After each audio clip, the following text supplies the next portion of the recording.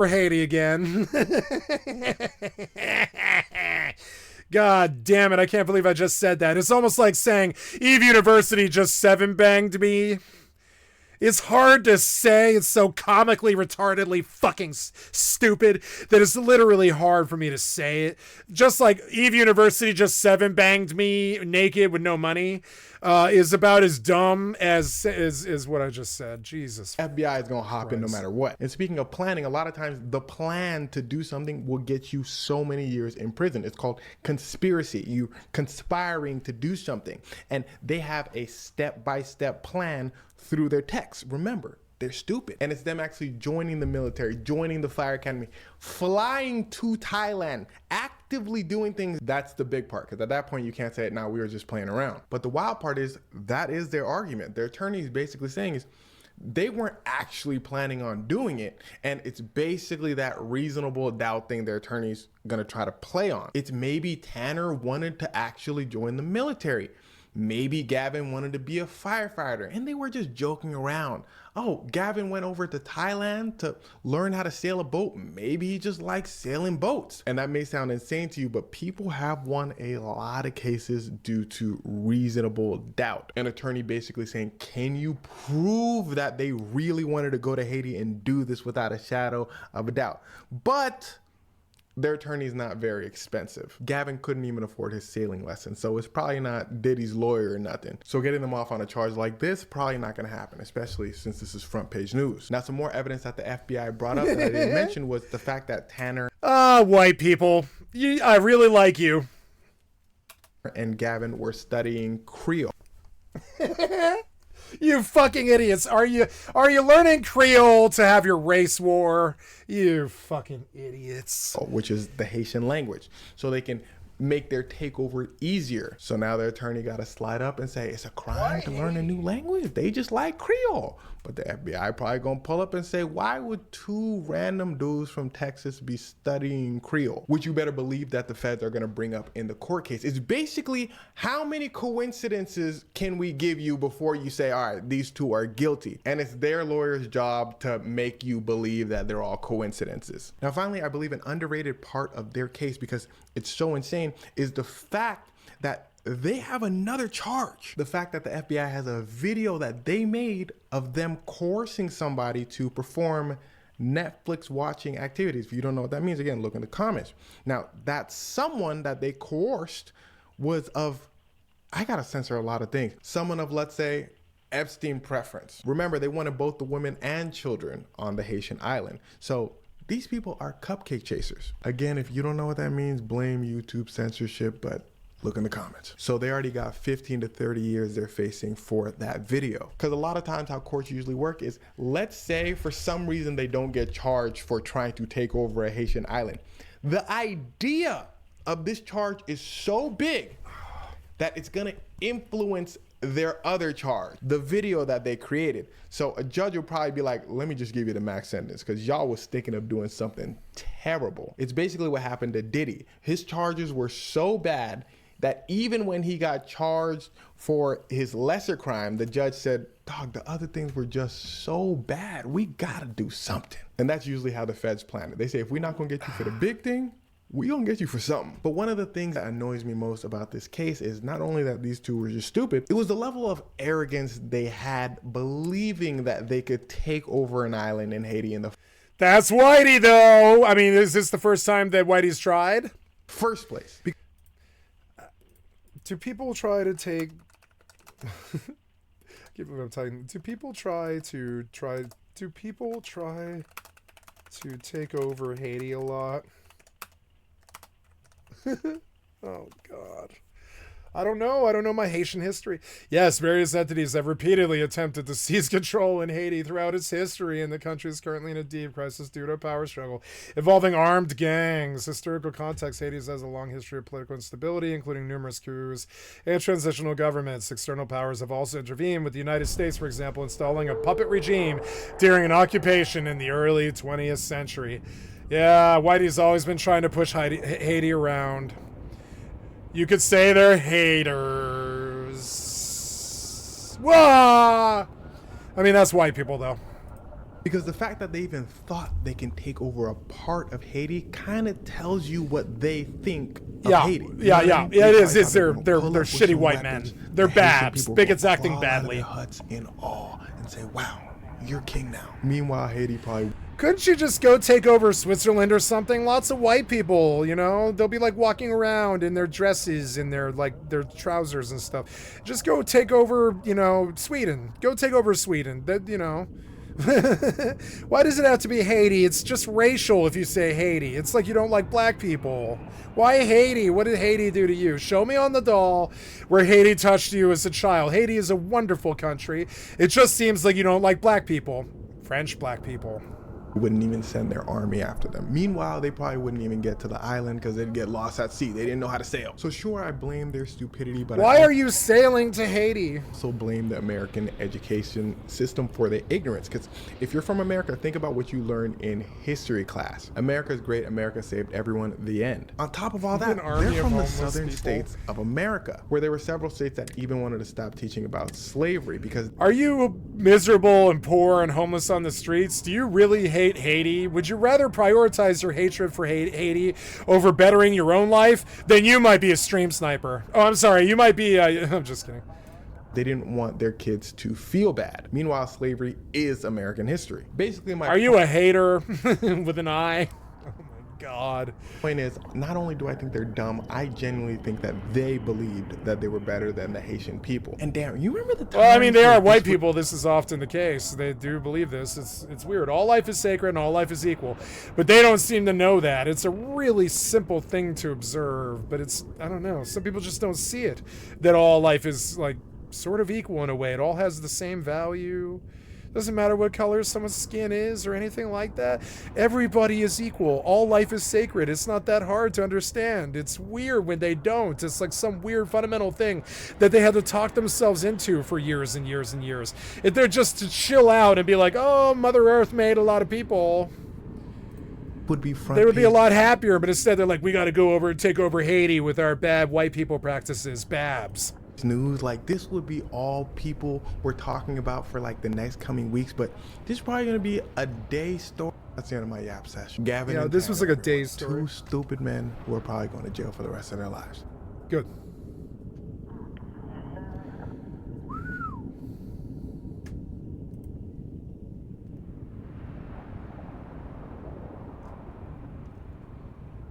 Ouch. Oh.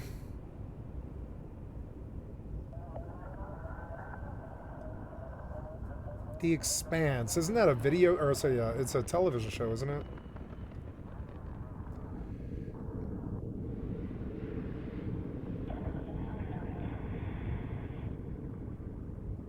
Ew, that's not too good.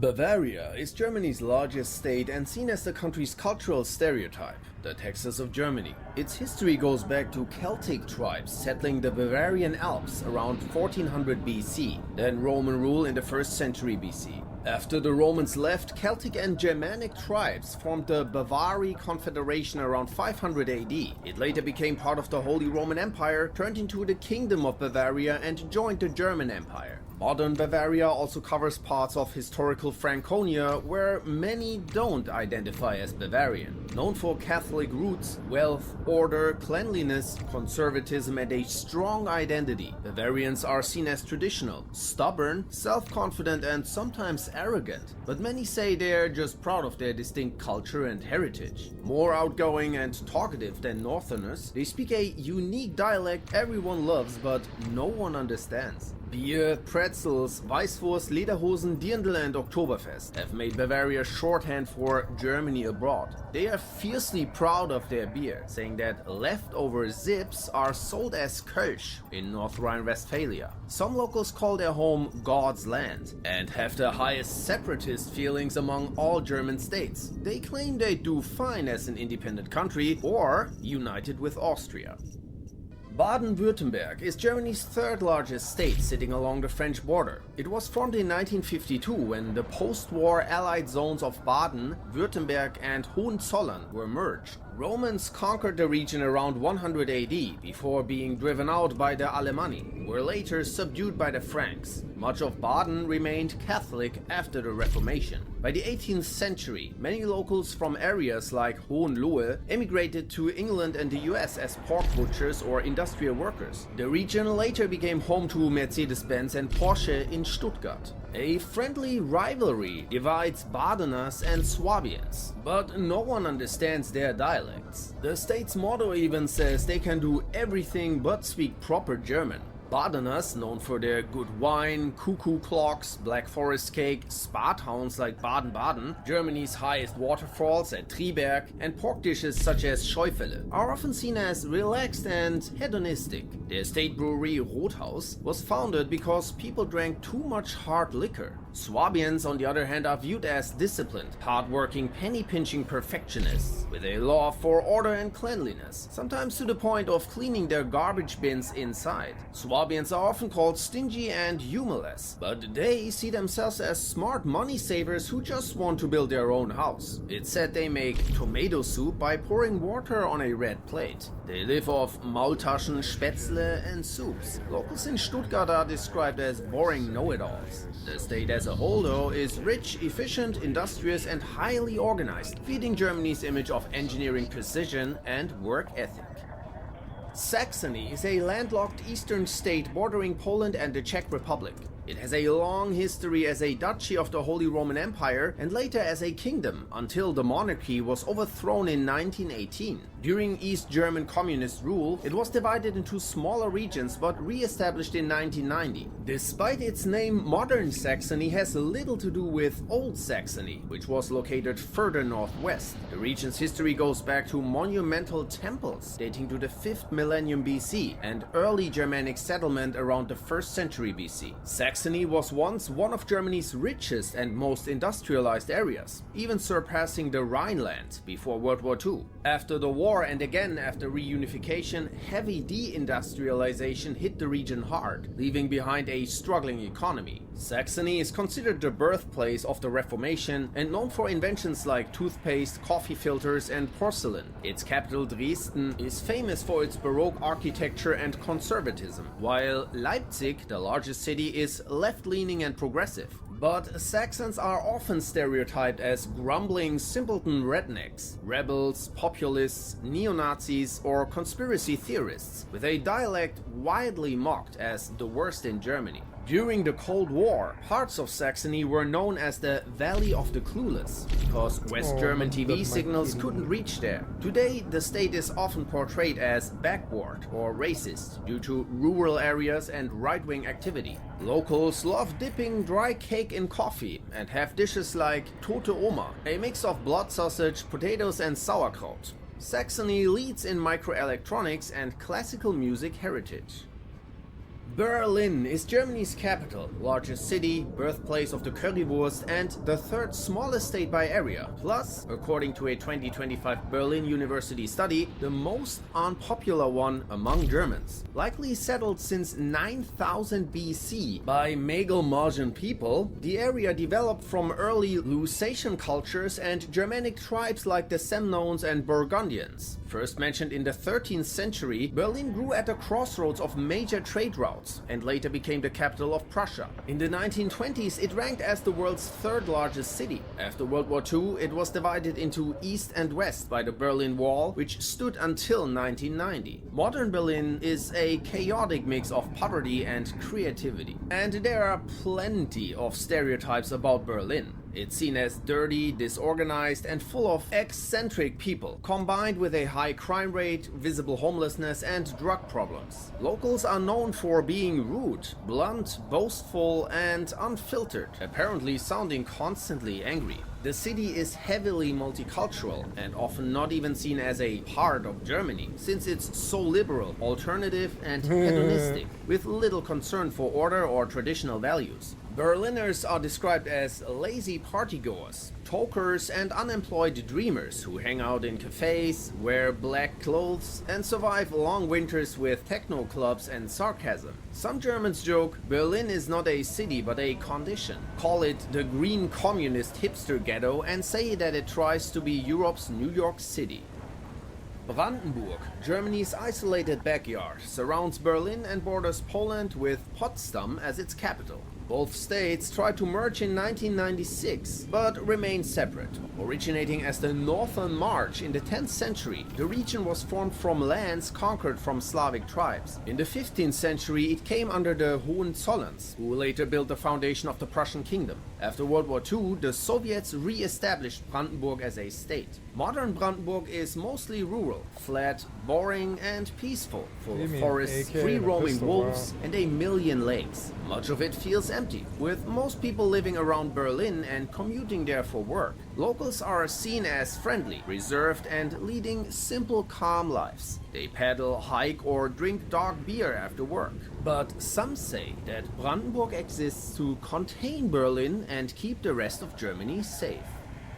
Saxony-Anhalt is a weird void in central Germany, with Magdeburg as its capital and largest city. It was created by the Soviets after World War II, combining the historical regions of Saxony and Anhalt, and was briefly dissolved during East German rule. The region holds major sites of the Protestant Reformation, including Wittenberg and Eisleben, where Martin Luther lived. Historically, it was part of Prussia, and many locals still identify more with Prussian traditions than with Saxony-Anhalt itself. The state is split in character. Magdeburg leans toward Northern and Berlin influence, while Halle connects culturally to Saxony. Today, Saxony-Anhalt is one of Germany's most sparsely populated and economically weak regions. Flat countryside and forest, dotted with decaying towns and empty roads. Many residents work several low-paid jobs and live in aging concrete blocks. The state is often stereotyped as depressed, gloomy, and still stuck in the GDR era, with little happening beyond endless farmlands and hills. Some say no one would notice if it disappeared overnight, calling it even more boring than Brandenburg. Still, they are proud of their band Tokyo Hotel.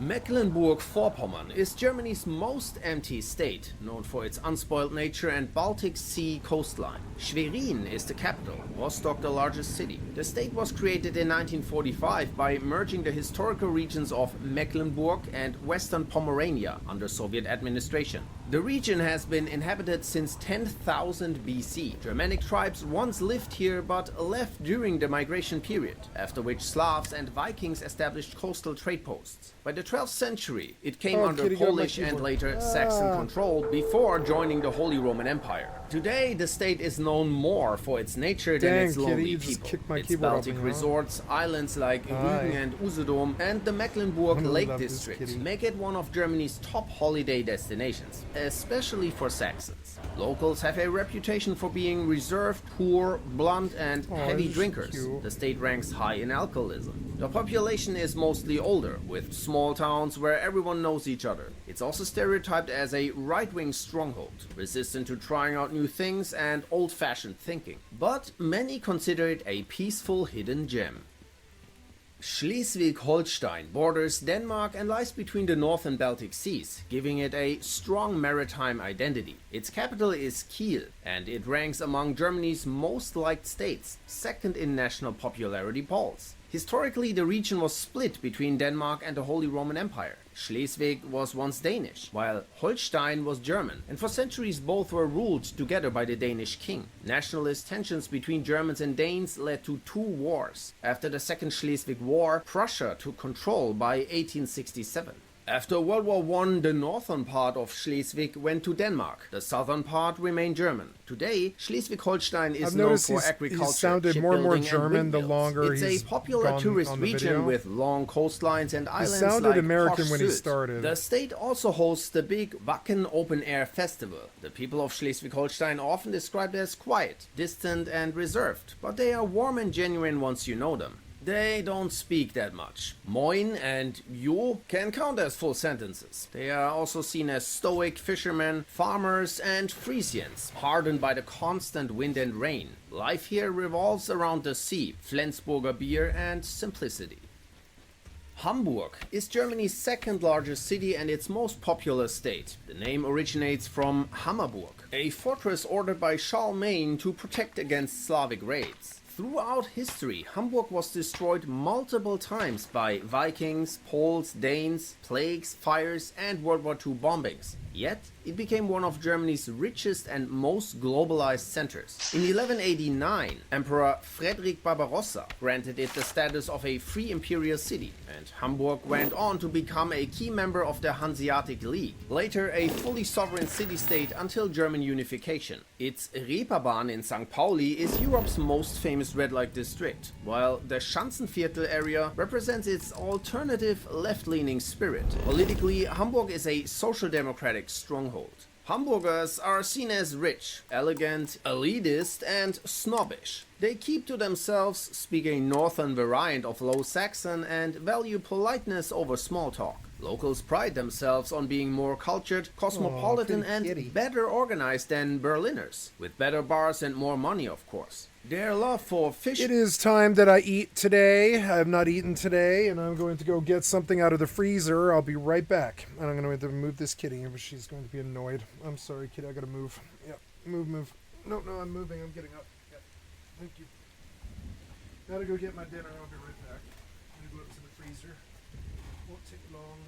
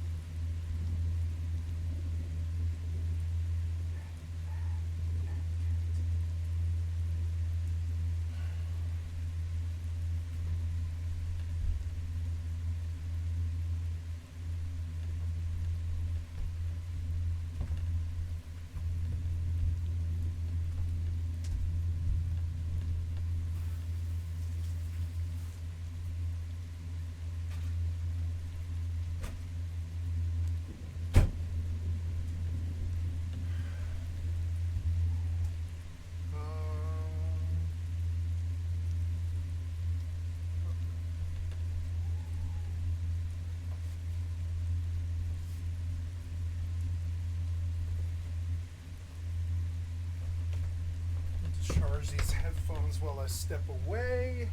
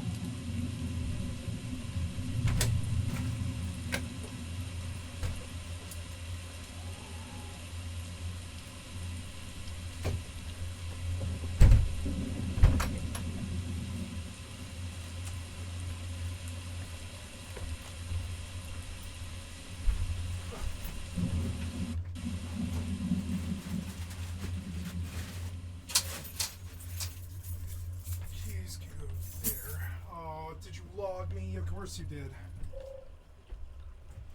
You did, huh? You logged me. Oh, no. You froze. You froze. God damn it. Gotta go back a few saves. I'll deal with it in a minute.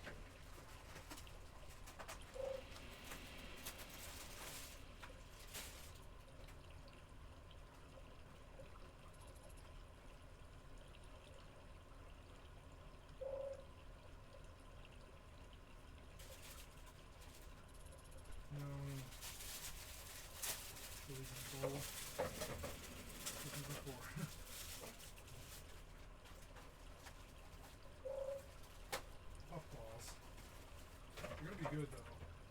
Oh yeah.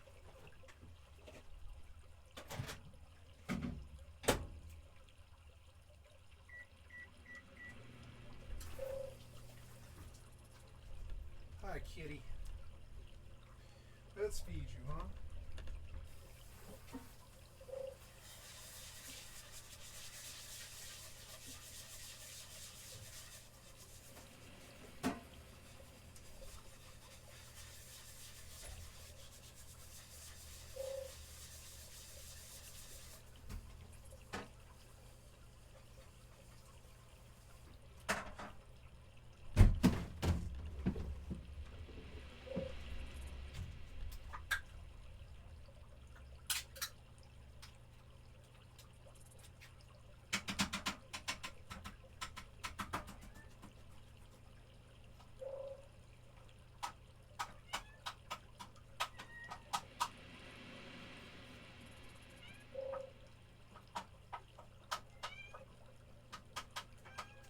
Feed you, don't worry.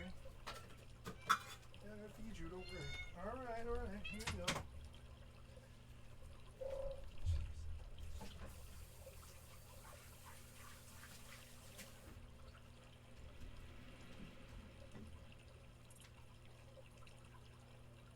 Jeez, kitty.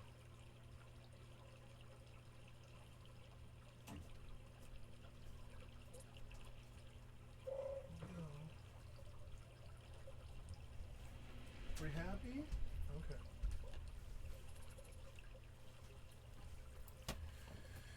Okay.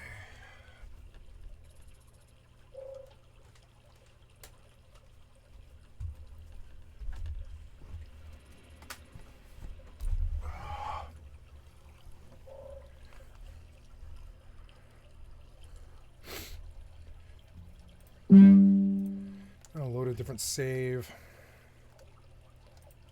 Bonds and their city is unmatched. I'm just gonna put my headphones back in. Bremen is Germany's smallest state, often called the Big Village. Bremen.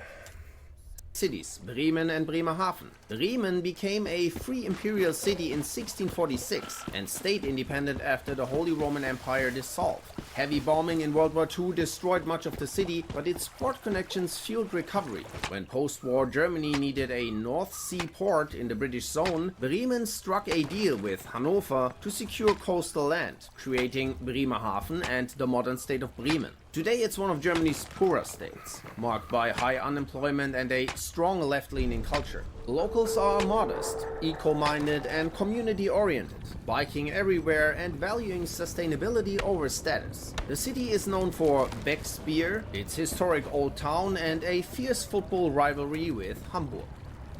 Lower Saxony is Germany's second largest state, often called the epitome of mediocrity, or the Switzerland of Germany. Its capital, Hanover, is known for being organized and dull, the most average big city in the country. Much of the state's land was once part of the historic kingdom of Hanover before being merged with neighboring I'm not sure I like regions this in guy's 1946. appraisals. I'm gonna get off him. I've never been to Germany, but I know some things about Germany. Some of the things he's saying is sort of bothering me. Don't recommend that.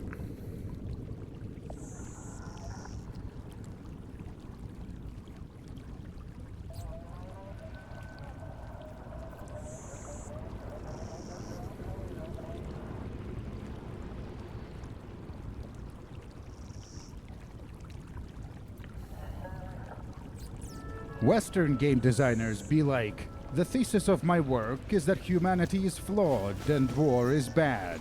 Eastern game designers be like, the Vinnytsia City Court issued a verdict against Russian game developer, writer, and media personality Dmitry Goblin Puchkov, finding him guilty of inciting national hatred. The Security Service of Ukraine has placed him on the wanted list. No reason to delude yourself. These are serious people, and they want to kill me.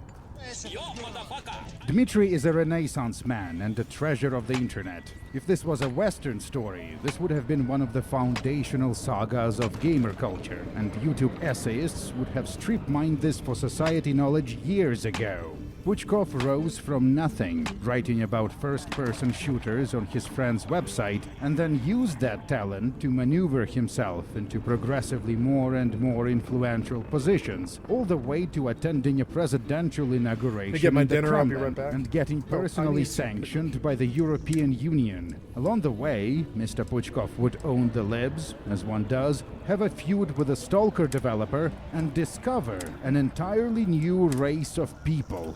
Black people, previously scarcely seen in Leningrad. Naturally, he would try to process the fact of their existence through art. The art of CRPG. And yes, he dabbled in some extremist forms of Stalinism. People got killed in real life. But let's not make perfect the enemy of the good.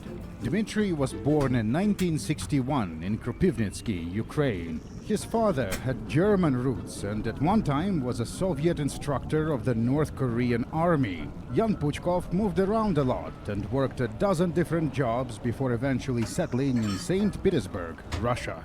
So by the time he entered the media and the early internet scene, he was pushing 40. Bad news.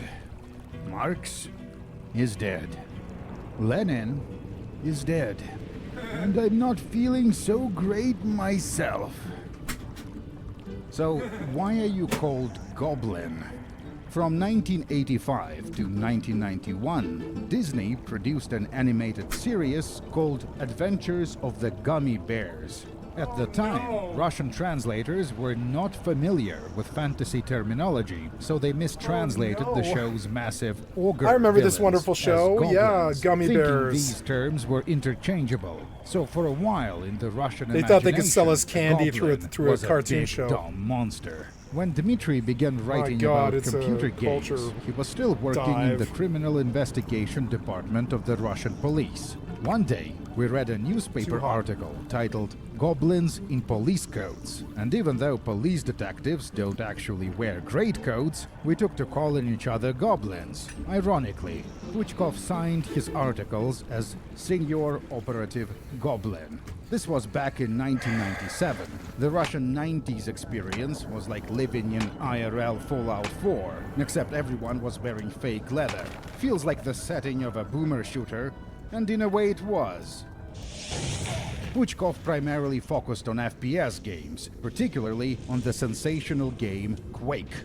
At one point, he was writing a multiplayer guide for an extra brutal mod for Quake 1 called Headhunters. As he was working on the guide, it gradually turned into a kind of a story about brave Marines running through the dungeons of the alien world Strogos.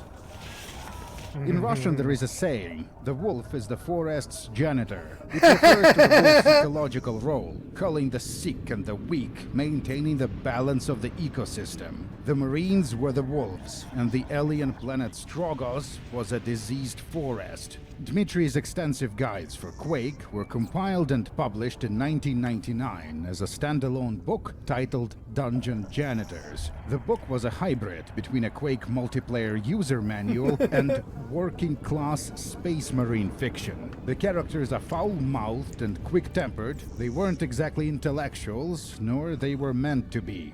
Dungeon Janitors begins with a bit of world building. Our space empire is so vast that normal prisons no longer exist. Lawbreakers are incarcerated on special prison planets. On these penitentiary worlds, criminals could live freely, robbing and killing one another to their heart's content, without bothering honest taxpayers. Escape from a prison planet is almost impossible, as criminals have no advanced technology.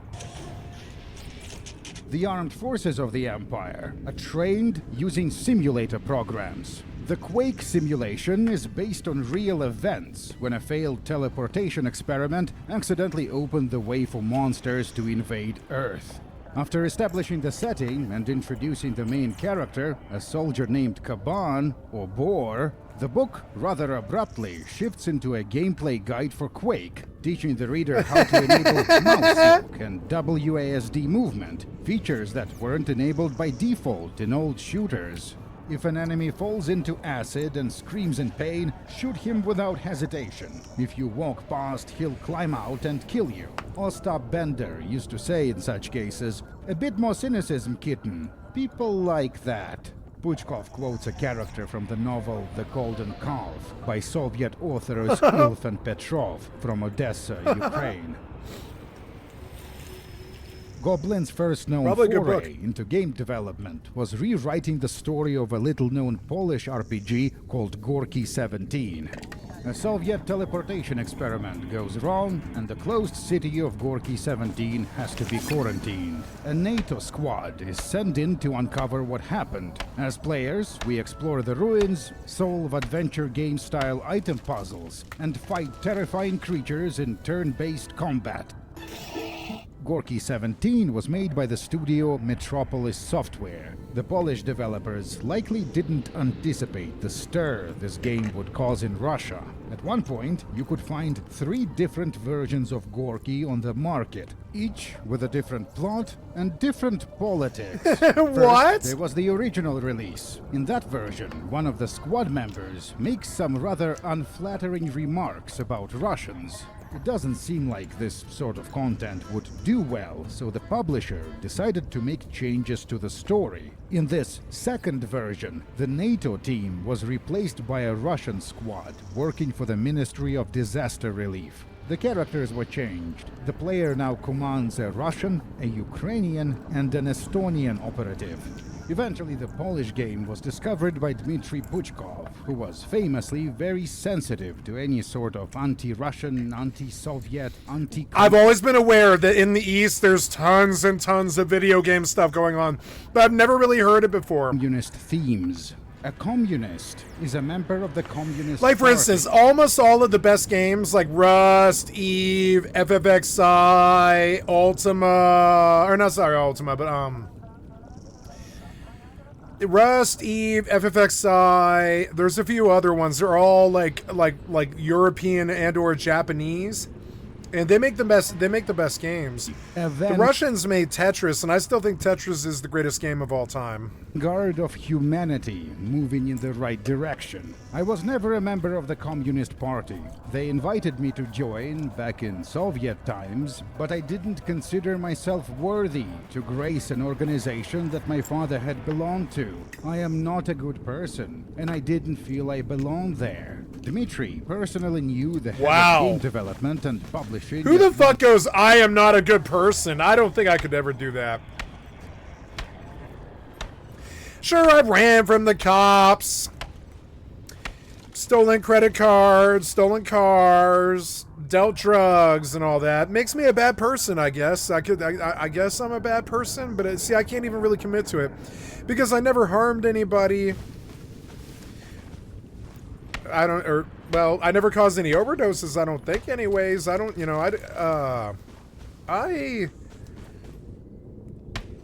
despite having terribly bad leanings, have I harmed anybody? And the answer is no. And that's why I can't say I'm a bad person. It's like, it's hard for me to say that. C. Yuri Miroshnikov. At the time, they were the largest video game publisher in the country. So one thing leads to another, and we get Gorky version 3. Oftentimes when people are like, I'm a bad person, they're often like crazy. They're like rapists and sociopaths and stuff, and they'll just tell you. He named Gorky 18.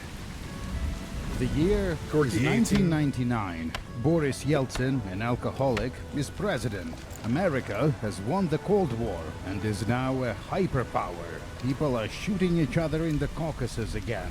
The game is a survival thriller, but it's also edgy political satire, written by individuals who were convinced that the nation of Russia only has a few years left to live. Wow. The player takes control of a Russian team sent into the secret city Gorky 17 to recover a lost expedition Gorky of 17. our NATO allies. I think I've heard of this, but I've never played game it. Takes place in Poland, but in this version, the city was moved to the Caucasus. I like Warlocracy. I think it's When Puchkov amazing. wants to make fun of a character, he makes them a human rights activist. The surviving member of the NATO squad attempts to defend the rights of the grotesque quake monsters we are fighting. Another party member, Yelena Krysyuk, is a reporter.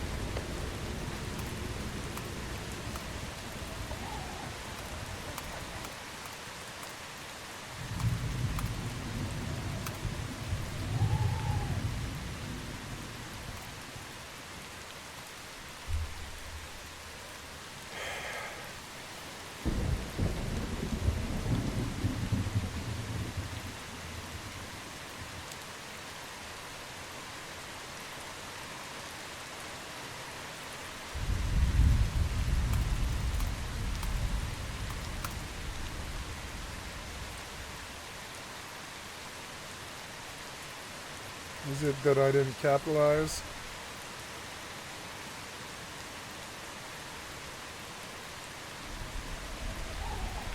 For the newspaper Global Anomaly, we cover paranormal phenomena, and we also fight for human rights around the world. The team eventually abandons Yelena, leaving her alone with Russian gangster Zamchalov, the real monster of Gorky. Yelena is afraid for her life, but it was her politics that created this creature. So now she will have to deal with the consequences. However, the best character in Gorky 18 is without a doubt Private Zelenkin, who is a liberal, a liptard among us, Throughout the game, Zelenkin is constantly being bullied by his fellow squad members. There you He go! complains and threatens them with lawsuits and promises to report their behavior to the Soldiers' Mothers Committee, which was a real human rights NGO at the time. But then at one point, during a crisis, Zelenkin asks his commander for a permission to kill a dangerous-looking monster with nails in its head. The colonel responds, "Zelenkin, you are in the army. You can kill whoever you want." This is the moment of change. Zelenkin transforms and becomes based. He's one of us now. Russians had enough Gorkies to make a political compass out of them. I'm not sure what exactly made Goblin and the crew think that putting yet another version of the game on the market was a sound business decision. Does society really need this many Gorkies? One of us? I don't know too many people willing to sign up on the right. I don't know anybody. I don't know anybody willing to sign up with the right wing. Not anybody I ever met in my personal life, no. I guess this is why So you can go on and be like the rest of us. And it's like, go on, Delulu.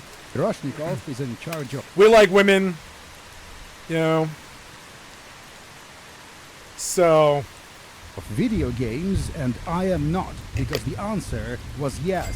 Gorky 18 outsold the other editions, making Puchkov quite smug about owning the libtards. In the credits, we learned that he worked on this translation together with his son, whose alias appears to be Kaban. Gorky 18 outsold the other editions, making Puchkov quite smug about owning the libtards. In the credits, we learned that he worked on this translation together with his son, whose alias appears to be Kaban, like the character from the Dungeon Janitor's book. oh, you logged me out. In the early 2000s, Puchkov's popular blog dinner's covered over. Quake esports with bits of gossip about e-celebrities like Fatality and Thresh. And if you wrote about Quake, you probably followed other major voices in the scene. And with the internet being a small place, one of these voices would probably be Richard Low-Tax Kiyanka, former Planet Quake administrator, who had just launched a new comedy website called Something Awful. The Oh website my and its God. members, nicknamed masturbators, would go on to become a significant influence on internet culture. The list of SA-related innovations is impressive. The concept of Let's Play, 4chan, left-wing podcast, Fucking internet. Bellingcat.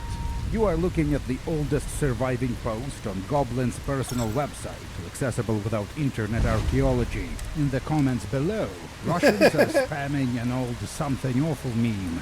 Jeff K, a satirical character created by Low-Tax to make fun of early internet users. Jeff writes in broken English with typos, caps lock, leet speak, and ones instead of exclamation marks. He probably plays Doom and Quake and has a homepage on GeoCities. In an interview with a fellow Quake enthusiast by the name Friday, Goblin announces his plans to visit the US of A, the stronghold of democracy, to, quote, thoroughly feel up the US by its moist odor. Little did he know, it would be the other way around.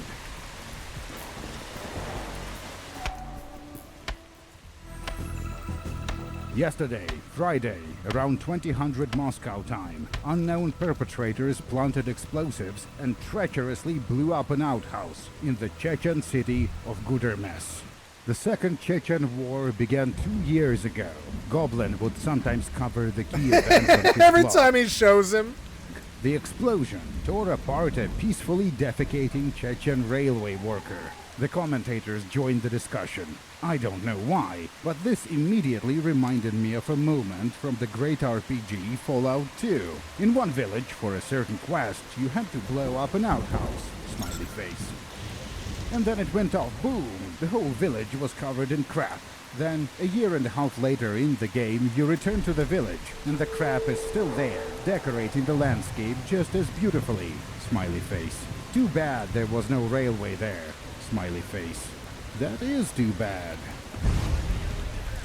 2001 saw the release of the futuristic flight simulator Storm by Madia Entertainment, a company from St. Petersburg. Puchkov, also residing in St. Petersburg, worked on the game for 6 months. The intro cinematic spans hundreds of years of history, the rise and fall of an empire, orbital exterminatus, a treacherous alien civilization, high-tech jump gates. Dmitry isn't credited with any specific contributions to Storm, but curiously, some of these plot elements would be incorporated into the larger Goblinverse and later reused in the video game adaptation of Time for a Dungeon new Janitors. twist. I've heard someone describe the popular space sims of the time, Today games we like Wing have Commander and TIE Fighter, Sour as Diesel. the Battle of Britain in space. 99%. But Storm, by contrast, feels more like Stalingrad in space, with focus on close air support missions. The game was well received. Storm was sold in North America under the name Echelon. The name was given to the game by Bethesda. In the 2000s, the company was in the business of publishing exotic foreign games in the West.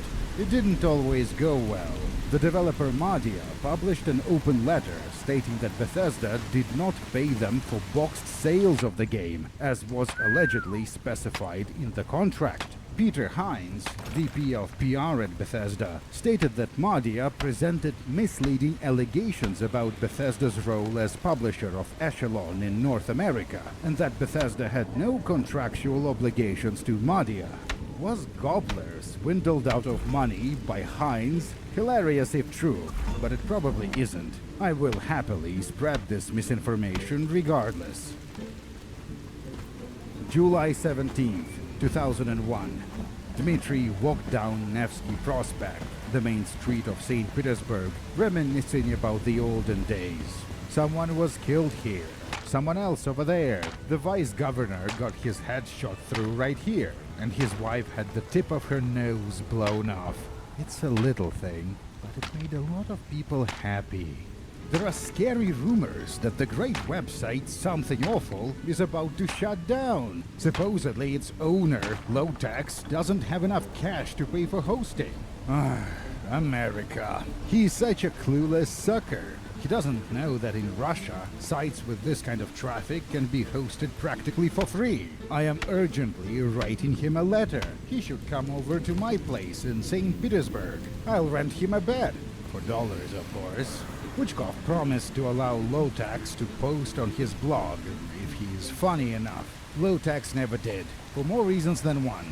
It's been almost 5 years since Mr. Goblin stopped working for the state and started working for himself. This year, I signed a contract with 1C to develop a game based on the story of a book I had previously written.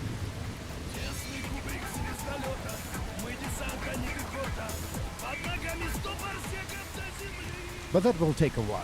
Writing about All the women are FPS blonde. games on the internet is not yet a viable career path. In an interview, Puchkov describes his primary source of income as commerce. Buy low, sell Commerce. high. This wasn't a thing back then, but eventually, many years later, he set up a merchandise store. So what is Comrade Goblin selling? Exactly what you think. Calendars with Stalin quotes. Stalin-era ABC book for 9-year-olds. Interior decorations. Stalin's. Adult products. Edible body paint. Land leased from Canada, apparently. What do you imagine Stalinist edible body paint tastes like? I'm guessing rye bread with a hint of diesel. Anyway, this is an elegant segue into our sponsor thank you message. Adam and Eve, the adult products company that keeps your secrets. Follow the link in the pinned comment and use the code WARLOCK for 50% off. Warlock one Machine item did and an ad for Adam and Eve. free shipping in the US and Canada, as well as You know video games are for kids, right? Oh my god.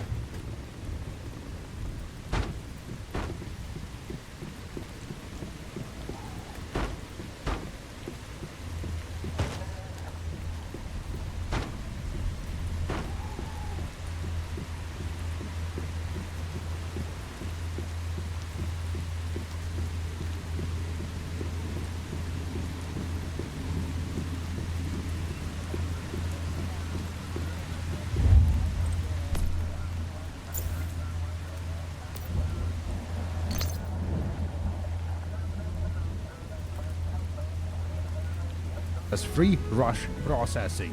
Adam and Eve, 24/7 customer service, 90-day no-hassle returns, discreet shipping, 50 years in business. That's Adam and Eve.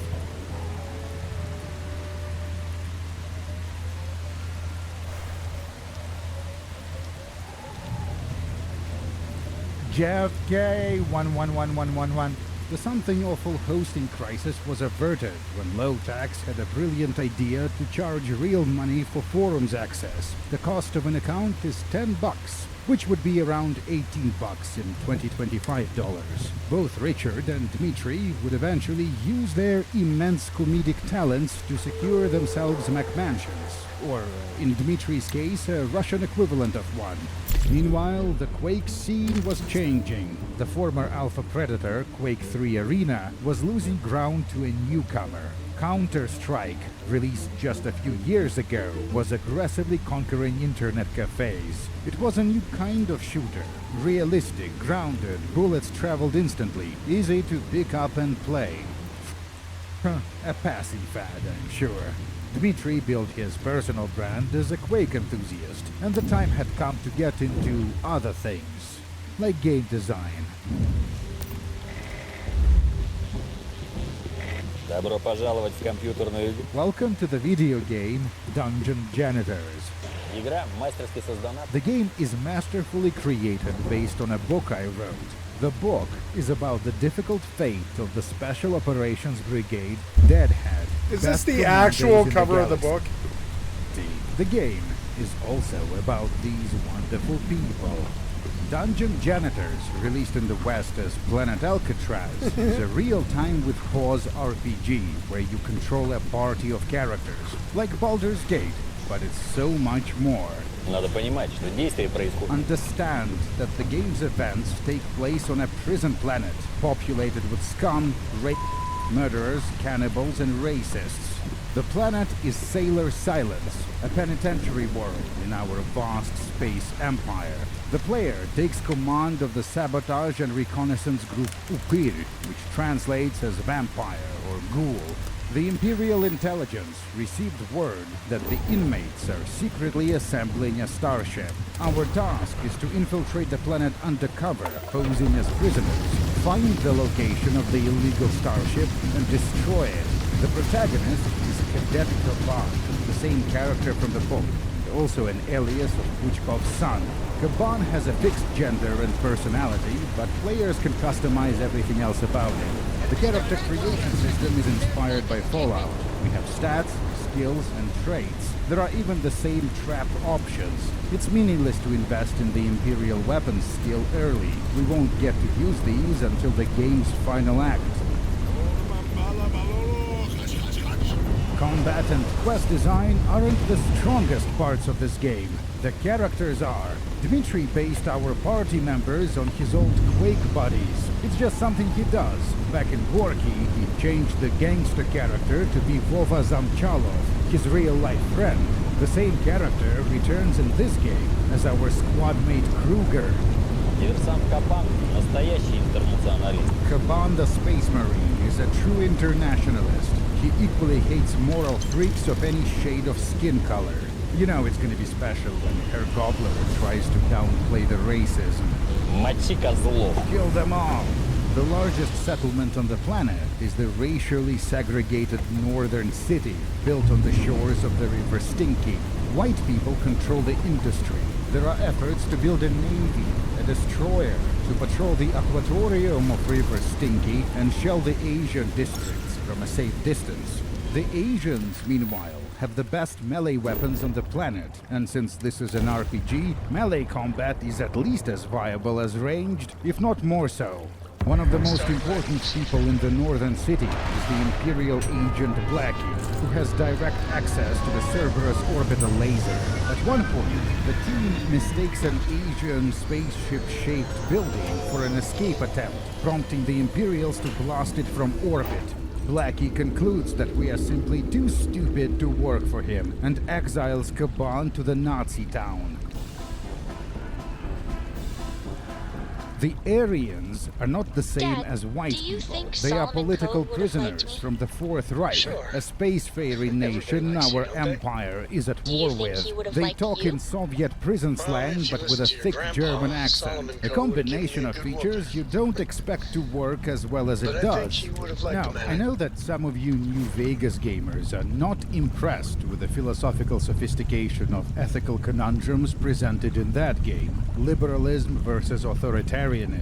How banal, good guys versus bad guys. Well, how about this? In Dungeon Janitors, in order to progress the main quest, you have to join either a cannibal religious cult or a Nazi party. Убивает этот вонючий шайзе! Ликвидирует! And then there is the brothel quest. A person comes to the prison planet to rescue his girlfriend. They all used to do this. Like, they did this in Final Fantasy VII for some reason. There's always some cross-dresser thing where they try to say that their main character is a cross-dresser. And that they used to hang out in, like, gay bathhouses and stuff like that. If there is a plot line like that in Final Fantasy VII where Cloud dresses in drag. Cloud and drag. It's a very famous scene.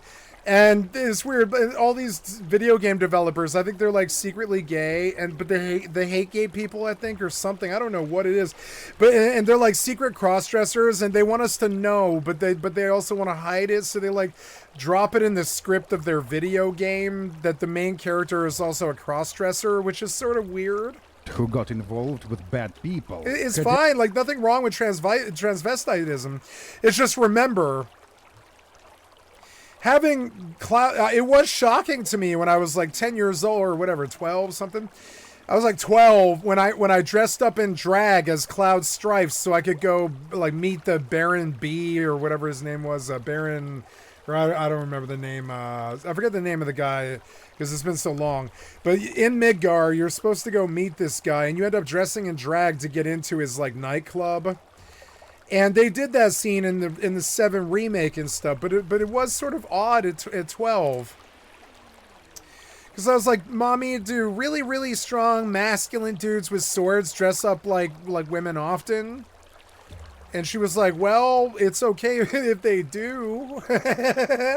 But no, it's not that common, no. And I was like, okay, because one of my favorite video game characters kind of dressed up like a girl.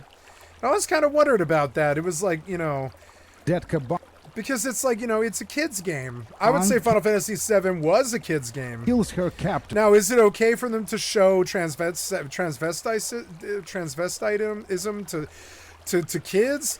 Yeah, if they kept it clean in the story like they did. I don't think they meant him to be like this transvestite. It's just Cloud dresses up in drag to do an op.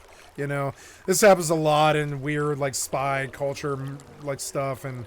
Like thrillers and stuff like that. They'll dress up in drag.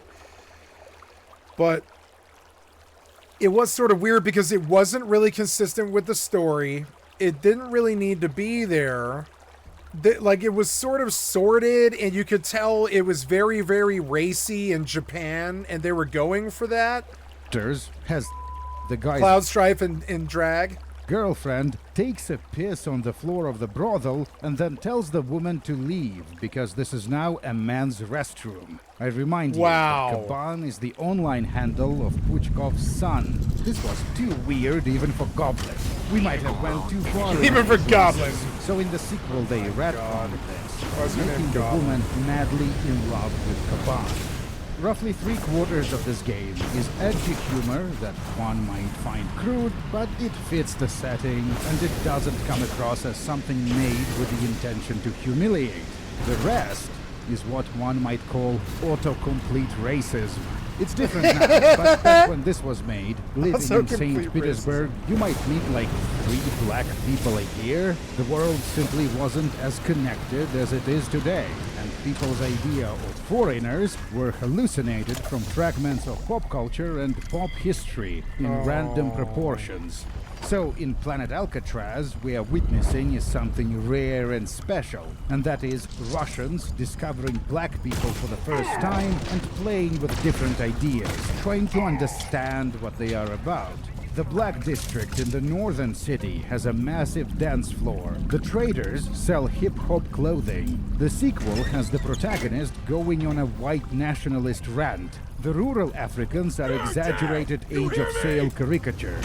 The black people of the village of Mombasa are trying to resurrect a dead Aryan via a contraption made of ostrich What? penises.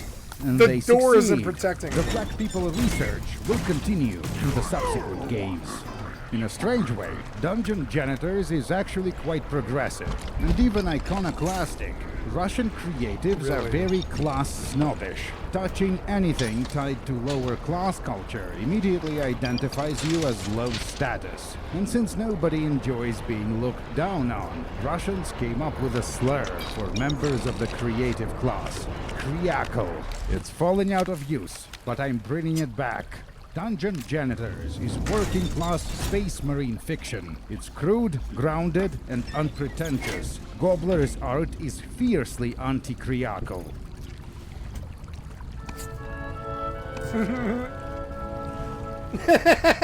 Hey Buzz, look at this. That picture is so bad. It's a book? A book by your favorite author, Senior Operative Goblin. A bit more cynicism, kitten. People like that. The mission to raise hell at the enemy base is given to the most capable fighters. The attacker's task is to grab the flag, nullifying the local population along the way. Eventually, after tens of hours of adventure, we find the starship the Nazis were building in secret and destroy it. Our reward is a Space Marine song.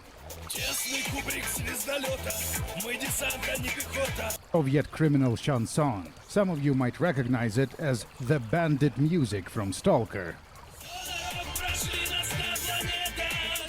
Lost. So smile, my friend. The fun's about to begin. The Space Marine takes no prisoners. A problem for Mr. Puchkov to solve.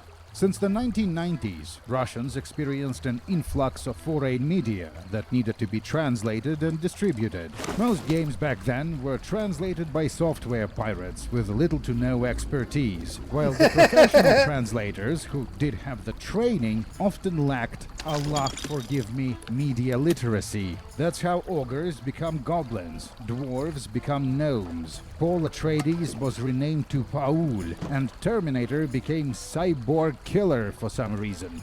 Okay, that last one might be an improvement. Media translation was one of Dmitri's passions. He quickly became famous beyond the gamer bubble for producing popular voice-over translations of Western films and TV shows. At one point, there was a debate in the Goblin community about whether it was acceptable for a translator to improve a film by adding their own jokes. Puchkov argued against it.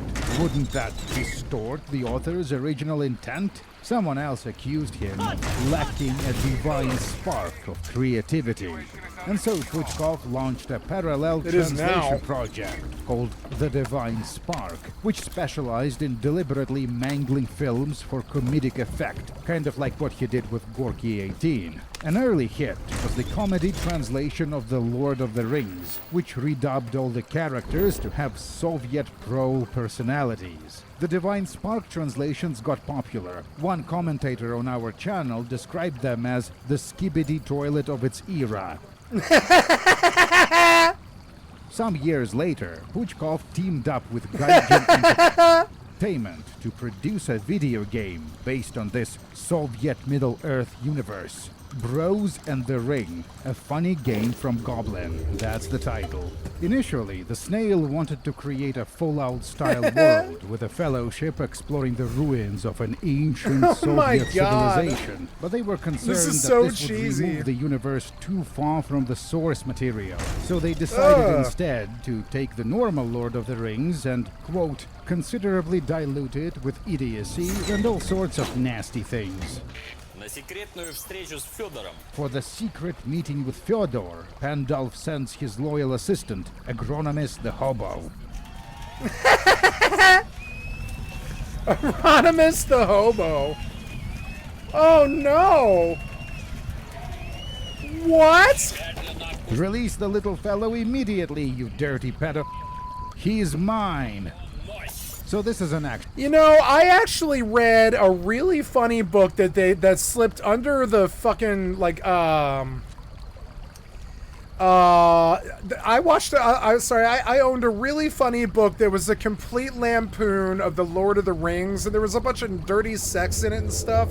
But I mean, it was also just written to make children laugh. It was kind of weird. It had a bunch of weird sex in it, but it was also like, it was mostly just jokes. It was like 9/10 of the time it was comedy, but occasionally there was like a rape scene and stuff. It was just insane. And it was like this Lord of the Rings like parody book. I don't remember the name of it. What was it? It was it Board of the Rings? Yeah, it's Board of the Rings. Yeah, I think so. Board of the Rings, right? It was, yeah, Board of the Rings but it was actually, I think it was the Harvard Lampoon. Harvard Lampoon did Board of the Rings, and it was actually really fucking raunchy and fucked up, kind of. It was really funny. Yeah, here we go. Board of the Rings. Yeah, this is actually really fucking funny. Douglas Kenny. Oh my god. These boys are from Harvard, and they wrote like a Lord of the Rings spoof. That was like basically like Leslie Nielsen, except it was a book. It was like a book, but it was like reading a Top Gun movie. It really was like reading a Top Gun movie, and it was pretty funny. It was actually pretty funny. It was very funny. It was also really bad. It was mostly slapstick, which isn't funny if you're reading a book. Tom Bombadil appears as Tim Benzedrine, stereotypical hippie married to Hashberry. Saruman is satirized as Sarotan, a laxative who lives in a mighty fortress with pastel pink and blue walls and a pale lavender moat crossed by a bright green drawbridge. Yeah, there was quite actually a funny book. This was a good book. I like this book. Anyways. Action game. The characters have... And so Board of the Rings plays out like this. This would be a scene in Board of the Rings, absolutely. Like a big bar brawl with like some weird sex stuff and some electricity and shit. Yeah, that's Board of the Rings. And that's probably was actually... Honestly, they probably really liked Board of the Rings, like even if it was translated to Russian, because Board of the Rings is hilarious. And so yeah, he probably got a hold of Board of the Rings, and he was like, I want to make a video game of Board of the Rings. And you could do Board of the Rings, and it would be very funny. And a slower, stronger one for breaking. This looks way better than I ever gave it credit for, though. Look, shields, as well as a range. How is that not better than like fucking like Dark Souls? Attack that burns ammunition. The game has a rudimentary roly-play system. You can buy upgrades between levels. The story seems to be recreating scenes from the Fellowship of the Ring, but it's so marinated in goblinisms it's barely recognizable. Frodo is now a compulsive goon named Fyodor, carrying a Kama Sutra book. The hobbits they don't want to get sued. Be rebellious teenagers, but I don't think real teens ever dress like that. It says here, Nazis belong in the shitter. The game instructs the player to beat the Nazguls with a flaming torch and drive them back into the toilet from which they came. This is layered storytelling. In Russian prison slang, the toilet-adjacent part of the cell is known as the Rooster's Corner, a spot reserved for inmates at the very bottom of the hierarchy. The Roosters, pleasure slaves. An inmate usually becomes a rooster for very serious violations of prison ethics. Soviet prison culture is sophisticated. Morrowind or something. It's like Morrowind or something. 3 years later, Gaijin made a sequel called Two Unhinged Towers, a funny game for Two Unhinged Towers? This game is quirky. The Hobbit's main attack is Gankata. Gantata! Martial art. We've seen this in other places too. Why not? Where have I seen this? I've seen this in other games. Where have I seen this? It's quirky. The Hobbit's main... It's Red Dead. It's Red Dead Redemption 2. The whole shebang he does. The Deadeye. Attack is Gankata. Oh no, never mind. No. Where am I? What am I thinking of? Somebody. Oh my God. What am I thinking of? From the movie Equilibrium. The LGBT Frodo the Goon machine guns a mixed army of orcs and extraterrestrial bugs, while the ship's AI, Mother from Alien, barks status updates. I think I'm having a stroke. The idea of a working-class parody of The Lord of the Rings that gradually Working mutates. class parody of the Lord of the Rings, which is kind of what Board of the Rings was. It wasn't a lower class because it was Harvard boys, but this is like lower class boys, video game devs, lower class video game devs. Into something resembling. See, in my back of my mind, all of this stuff exists. I've seen games like this before, and it's very hard for me to take developers seriously. Nukem is not good, it's genius. Truly, creativity was never the problem. But how about the divine spark of game design? Neither product is well made or fun to play. The snail Neither product is well made or fun to play. dropped the ball. February 27th, 2008. Last week, I was in Moscow and also in the Kremlin, that is, the Kremlin Palace of Congresses. As part of the Sobor, there was a round table on science fiction and another one on computer games. I attended both and orated as best I could. Alexander Zorich is a duo of Ukrainian writers from Kharkiv, working under the same pseudonym. They were famous for writing Russophile science fiction. The Zoriches met Goblin in the Kremlin. Why is this so fun to say out loud? At the time, Dmitry Yurich was working on something the Zoriches had never seen before. A documentary video game. You won't believe this, but the libtards are at it again. Они хотели, чтобы их любили. Back in 2005, the director Fyodor Bondarchuk released a movie called Ninth Company. It was about the Soviet war in Afghanistan, specifically about the real battle at Hill 3234 during Operation Magistral. The film ends with a dramatic sequence. The soldiers of the Ninth Company die one by one, overwhelmed by Afghan fighters, until at the last moment reinforcements arrive. A Russian Soviet Hind colonel helicopters. steps out of a gunship and tells the soldiers that the troop withdrawal has already begun, making their sacrifice meaningless, not unlike the USSR itself, which was on its last legs.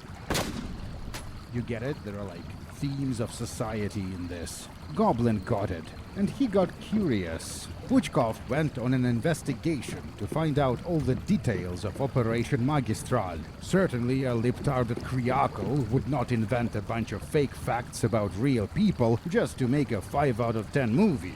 The battle really did take place. You'd think the Ninth not, but- Company really existed, but most of its members survived. So Puchkov teams up with a collective of developers, and that's how we get to the FPS game.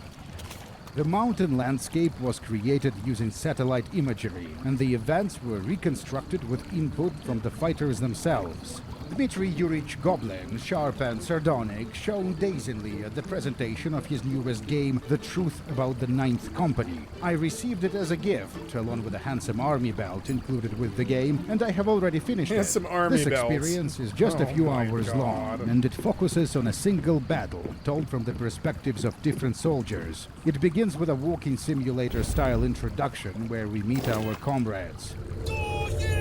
And then the Duhi, the spirits, the Soviet nickname for the Mujahideen, launch their attack.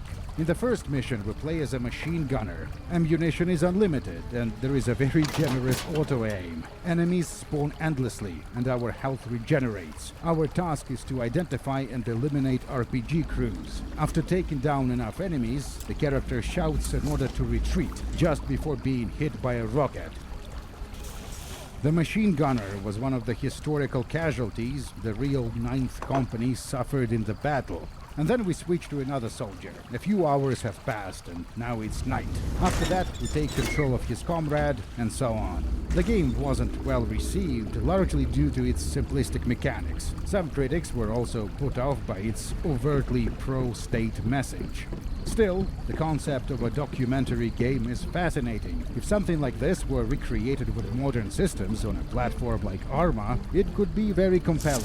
I would love to experience famous Arma? modern battles, like the battle for the hole in Coxerham, using this medium. My friends, after playing The Truth About the Ninth Company, one just wants to pause meaningfully and drink 100 grams of vodka in the haze of that bright sadness. Libtards don't get it, but strength is in truth. But I guess we'll never learn the whole truth. Moving on. Булка цокает подковкой,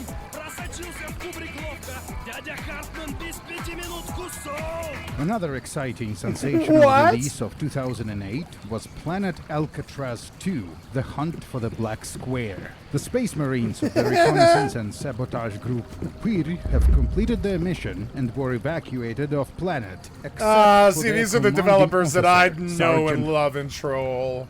These are like, yeah, these are the developers I grew up with. Hartman, who is still trapped on the prison world. He will be our protagonist in the sequel. Лучших диверсантов галактики. The Spec Ops unit Deadhead are supposed to be the best commandos in the galaxy, so starting them at level 1 never made sense. The sequel now has the option to disable leveling entirely. Sergeant Hartman begins as a fully formed character, skilled with every weapon, so progression focuses on acquiring equipment instead of XP. You might assume that the developers would balance this by increasing the difficulty of combat encounters. It doesn't look but that bad. No, Hartman is simply overpowered, and he will brutalize Planet Alcatraz without mercy.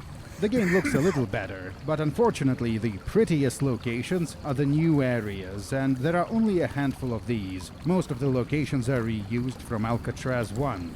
In the promotional material, Hartman is portrayed as having a hyper-masculine He re-released appearance, this game, but in like, the 10 years actual later. game, he looks barely trained. You gotta re-release my game. The same is That one from 10 years ago? Yeah, we gotta do the same game again, but with better graphics. true for the protagonist of the You mean a sequel in the video game industry? Yeah, a sequel in the video game industry. Same game, same setting. first game, Cadet Caban, working-class space marine fiction. Very un-Hollywood-like. An important new addition is that the game references internet memes now. There is a nod to Bear Surprise, originally a painting by American artist John Lure. Lure didn't intend it as such, but in the late 2000s, this image became one of the first Russian-language internet memes. Much like Jeff K, it faded into obscurity a long time ago. Many familiar faces return in the sequel, including Anya. He just like unabashedly attacks this culture. He's like, this is dumb and it should have died. Bond's girlfriend. Half a year ago, the brothel was invaded by a strong and ferocious fighter. His manners and his way with women was similar to yours. I partook in many colorful sexual experiences with this man. Anya wants to join us, but Hartman's mission is too dangerous. He promises he will come back for her once it's all over. A promise he won't keep. This is still a party-based RPG, but since most of our UPIR crew have left the planet, we'll be recruiting locals instead. There are plenty of candidates of all races. Quite diverse is the racist community on Sailor Silence. The world map mechanics were redesigned. Instead of being unlocked at the set points of the main quest, we can now find most settlements simply by exploring the map, like in Fallout. The game is still not a good product, but it's getting there. Let them cook and so on. In the final act, Hartman contacts the Cerberus station and requests Deadhead reinforcements. Our old team from the first game returns, and together we murderize the bad guys and their leader, who had planned to defect to the Fourth Reich. It's time to leave Planet Alcatraz, but our companions don't want to go. Well, it's like this. The climate on this planet sucks shit and there is no toilet paper. But the people here are good, and you can do whatever you want. The law is ours, not the Empire's. We are no cops. We live under our own rules. So thanks, but maybe you want to stay with us? That's what they want. Wow. Developers. This is why I dislike developers and stuff like this. Oh my god. He'll be back. Alcatraz 2 was never released in English. The first game was, but in addition to being censored, it has the same kind of disastrous translation The first game that was. Ethan and Jana complained about during their work on Men of War. The first game was. The second game was never translated into English, but the first game was. It was just like a serious step down. One in the 1C translation department, perhaps everyone in the 1C translation department, clearly exaggerated their knowledge of English, and it seems they relied on old software to do the translation. As a result, the characters talk in perfectly grammatically correct, insane gibberish.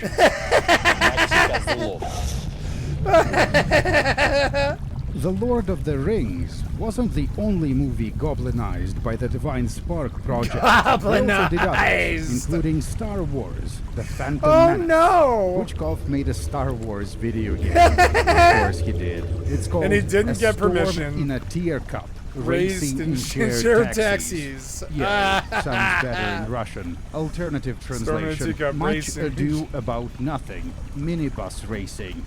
Minibus racing. The operational situation in the far northern galaxy has deteriorated. It Individuals translates of better. unclear ethnic backgrounds have established large-scale production of bootleg robots on secret planets. The game is made to feel like you are watching a pirated VHS copy of a foreign movie. The on-screen text is nonsense. It's a parody of the mangled encoding you get in old bootleg game localizations. These two characters are our stand-ins for Obi-Wan and Qui-Gon Jinn, although it's not clear which is which. The Jedi outfits make fun of Russian right-wingers and their idea of traditional appearance. Yes! Yes! Yeah, whatever, my guys look normal. The rapping Inuit man is this universe version of Jar Jar Binks. The rapping Inuit man is this version's... For recruiting him, we get to the actual racing. You go fast and collect weapons and bonuses. Oh This no, is it's accompanied pod by racing, Goblin's but voice like... commentary. If you Goblin pick a pod fun racing. weapon like a rocket launcher, Goblin gets excited. If you pick something unfun, like a blaster, he is disappointed. The gameplay isn't deep, but this is still the most playable of all Goblin games that aren't RPGs. After winning a few races, They made a our game, star yeah. pilot, Eniki Skovorodker, gets kidnapped by an anonymous Negro from the planet Bad Motherfucker. Another amazing sentence to say out loud.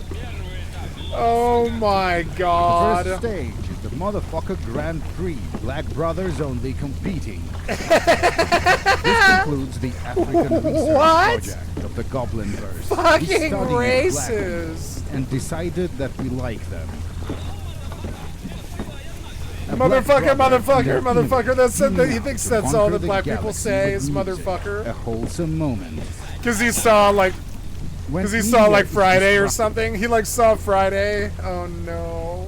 He like saw Friday and now he made all the video game characters black in his shitty game and then made them say motherfucker over and over again. As a fever dream. It's usually just a figure Goddamn fucking developers. of speech. But not this time. Why are we gathering Fever characters dream. from different planets and then forgetting about them? Why I are we don't in know. Mexico?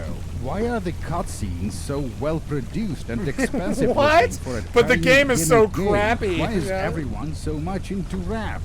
9 out of 10. I feel Rap was good back culturally then. enriched. You know, Now Grandmaster it's time Flash. for the racist level. Our next stop is the orange planet Maidans. Public Enemy? Why are we going there? I don't know. I had a vision. Rap was so good back then. It's easy to miss, as her Gobbler's satire is subtle, but Orange Planet My Downs makes fun of the 2004 Orange Revolution, specifically My the events Downs? at Maidan, the Independence Oh Square. no. Thus the name. Are you from a totalitarian planet? Mr. Protester, do you read theory at all? There is no place for idiotic democracy in Capture the Flag. If a wolf's rear end starts making decisions and forming opinions together with its head, that wolf won't last long among the pack. There you have it, folks. A new wolf-like analogy. Serhiy Grigorovich, head of GSC Game World, the studio behind Stalker and Cossacks, told his employees they would get paid leave if they wanted to join the protests. Everyone stood up, went to the Maidan, and stayed there until the end. As a result of the Orange Revolution, the pro-Western candidate was inaugurated president. Viktor Yushchenko didn't bring Ukraine into NATO or the EU. However, in 2006, the country officially recognized the Holodomor, the mass famine that killed millions of Ukrainians. Aside from that, the presidency amounted to much ado about nothing. But Russians and Ukrainian Russophiles reacted like he announced Operation Barbarossa II.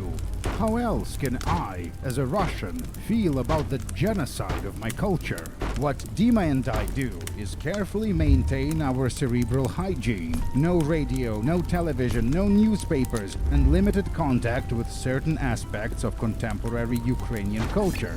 Kharkiv, the city the Zoriches are from, is famous among other things for being the birthplace of the Soviet T-34 tank, a weapon operated by the legendary grandfathers who put the hydro-fascism into the rooster's corner. So years later, during the events of the 2014 revolution, Serhiy Grigorovich walked around the Maidan wearing a St. George ribbon, a symbol associated with pro-Russian and even separatist politics. His goal was to show Russians that you could wear pro-Russian symbols on the Maidan and nothing would happen to you. The things you heard on TV about roaming gangs of Nazis are somewhat exaggerated. Somewhat Stop shooting and pissing exaggerated. yourselves. In an interview with Ukrainian journalist Oleg Danilov, Serhiy explained that he had a specific Russian ideologue in mind. Dmitry Puchkov, Goblin, the one who made humorous Goblin. translations of the films, The Lord of the Rings and a few more. I know who Goblin is, and I know who he has become now. The senior operative leveraged his Quake fame to break into game development, and then later used that success to get into YouTube and political punditry. И я вас категорически приветствую. Here, on the show called no. Razvedoпрос, or Intelligence Debrief, Puchkov interviews a soldier Goodwin, a Russian militant who fought in Donbass. And sure, Goblin still covered video games. No more JFK memes, though. In 2017, id and Bethesda attempted to reanimate Quake with Quake Champions, the fifth main entry in the series. Currently, it has a population in the low hundreds. In November 2021, a longtime Something Awful admin by the handle Fragmaster logged into the forums to make a post for the first time in a decade. I got the bad news today, directly from Rich's family. Lotax took his own life on November 9th. On February 24th, 2022, Russia invaded Ukraine, sparking the deadliest conflict in Europe since World War II. Puchkov stares into the camera with insane eyes. What up, fellas? Are there lines of volunteers at the draft offices yet? The notion that Ukraine could hold out for more than a few weeks is unthinkable. Goblin's rivalry with the Stalker developer escalated when they invaded each other's countries with mechanized armies. This vehicle was bought and handed over to the Ukrainian armed forces by Ukrainian Nazis from the company GSC Game World. Armed Ukro-Nazis sat in the vehicle and drove to our Kursk region to kill Russians. You must understand that this is part of a promotional campaign. Do not buy the game.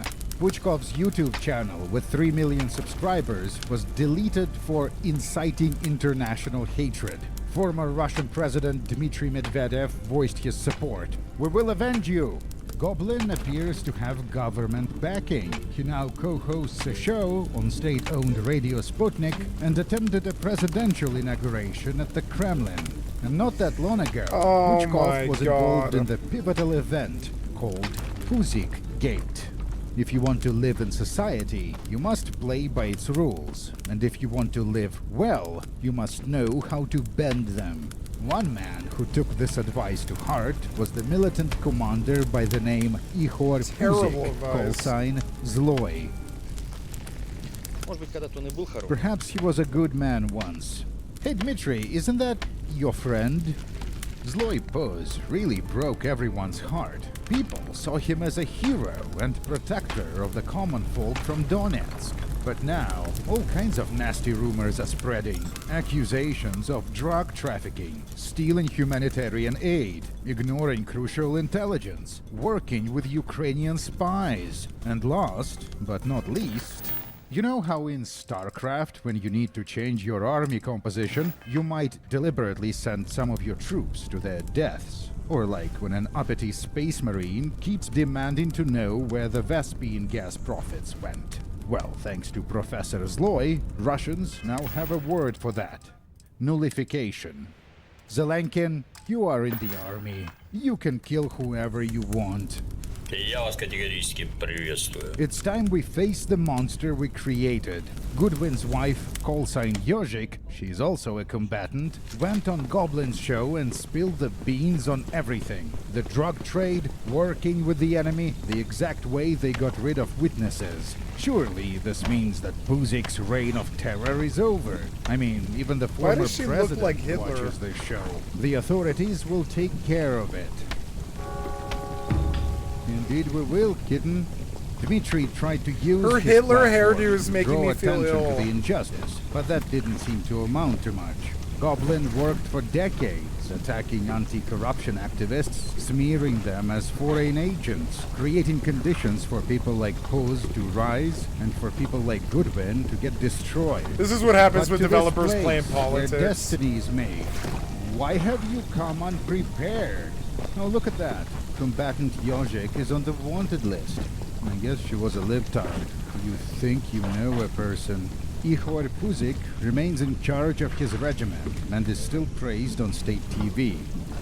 Goblin Puchkov What? is so many things. A pioneer of blogging and games journalism, a media translator, a game designer, an innovator of the RPG medium, an iconoclast, both a fascist and a progressive. And as I was wrapping up production on this, the global internet outage revealed that the 404 error page on Goblin's website is still, 25-something years later, styled to resemble Quake 1. The winner of the Goblin Grigorovich rivalry is clearly Serhiy. Gobler wrote a novel and an FPS guide. Grigorovich went on to open a real-life FPV drone pilot school, much like the Soviet T-34, the weapon operated by the legendary grandfathers. The FPV drone has become the defining tool of the war.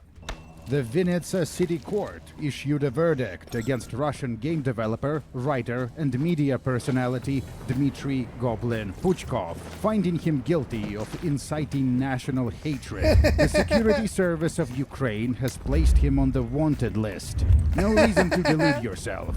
These are serious people, and they want to kill me. But does the fire inside burn brighter than the fire around? Sorry, kitten. Not this time. Mr. Puchkov, we will see you in Valhalla.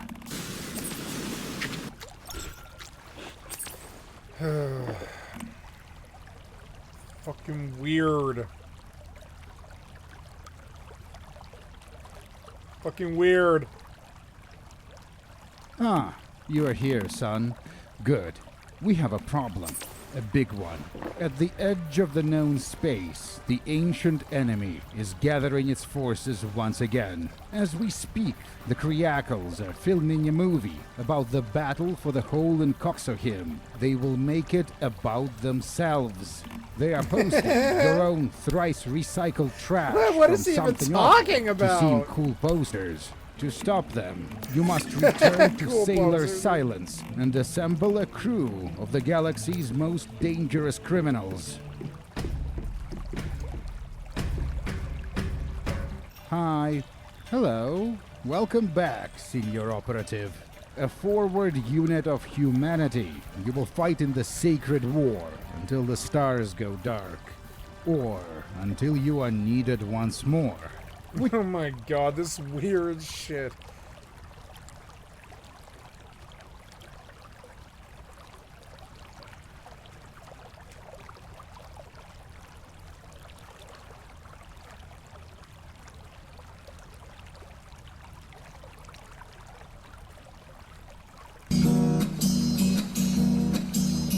Привет, малышка моя родная, ну Artillery stands in the place of chirping birds. Through the smog, a man staggers towards them, with a rifle held loosely in his hand. When he notices the boys, he drunkenly... I don't think I can watch this. I think it's DMCA right off the bat. Okay, what was that, like 8 seconds or something? They can blank it.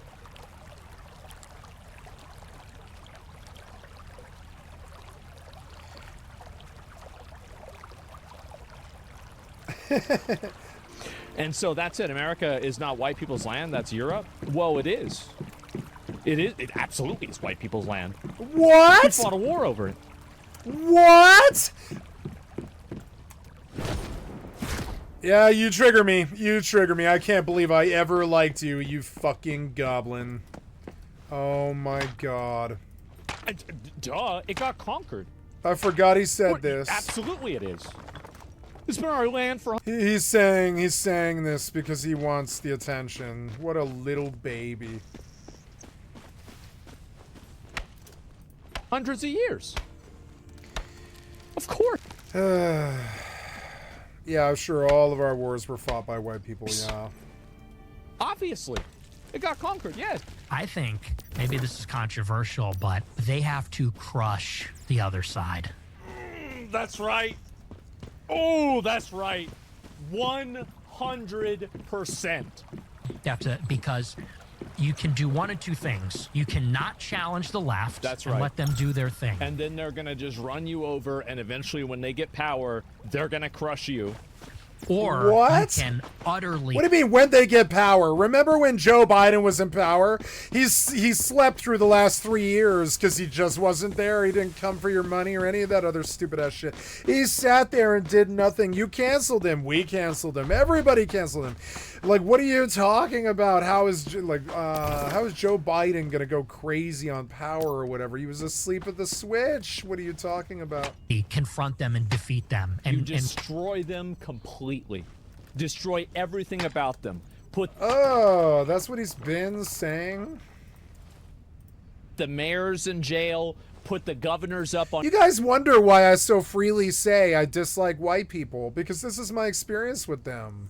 The Insurrection Act for sedition. When I was a child, I had a friend who I went over to his house a lot because our crews were like intermingled and stuff across the city.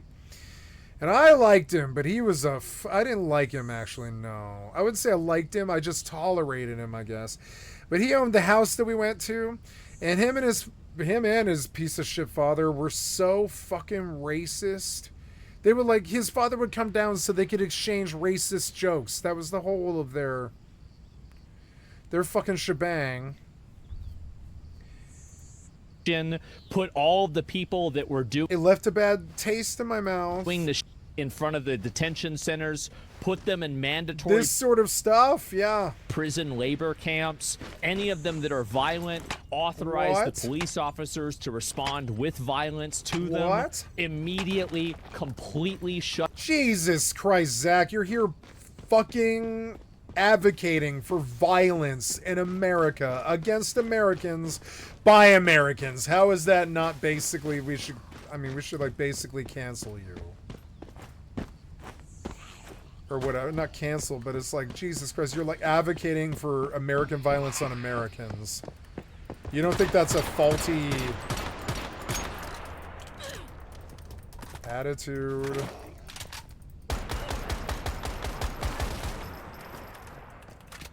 What level are these things? I don't care, I've got ammo. They improved the guns a bit, which is good.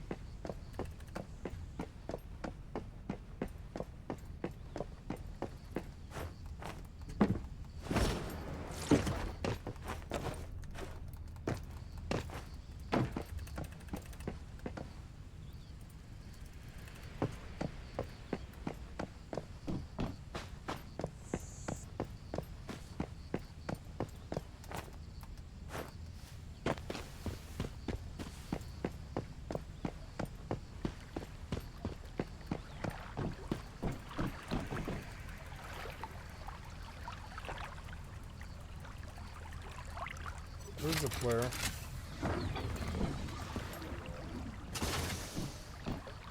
Party monkey.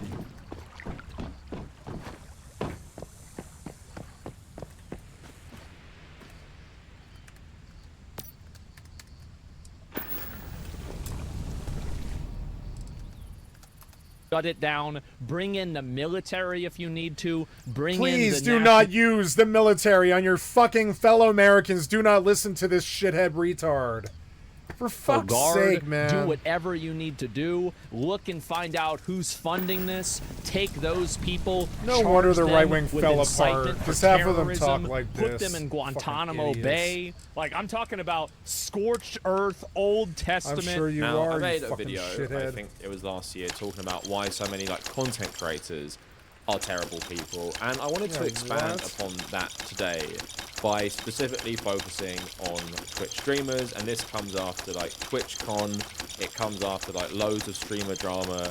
Recently, it comes after like allegations of like harassment and abuse at like top streamers, and people just saying like, what is going wrong with streamers? Like, why do so many seem like terrible people? And in my video about content creators, I said that I think most YouTubers are pretty normal, and I feel like YouTube at least allows you a semblance of balance, and I'm very happy I'm a YouTuber and not a streamer.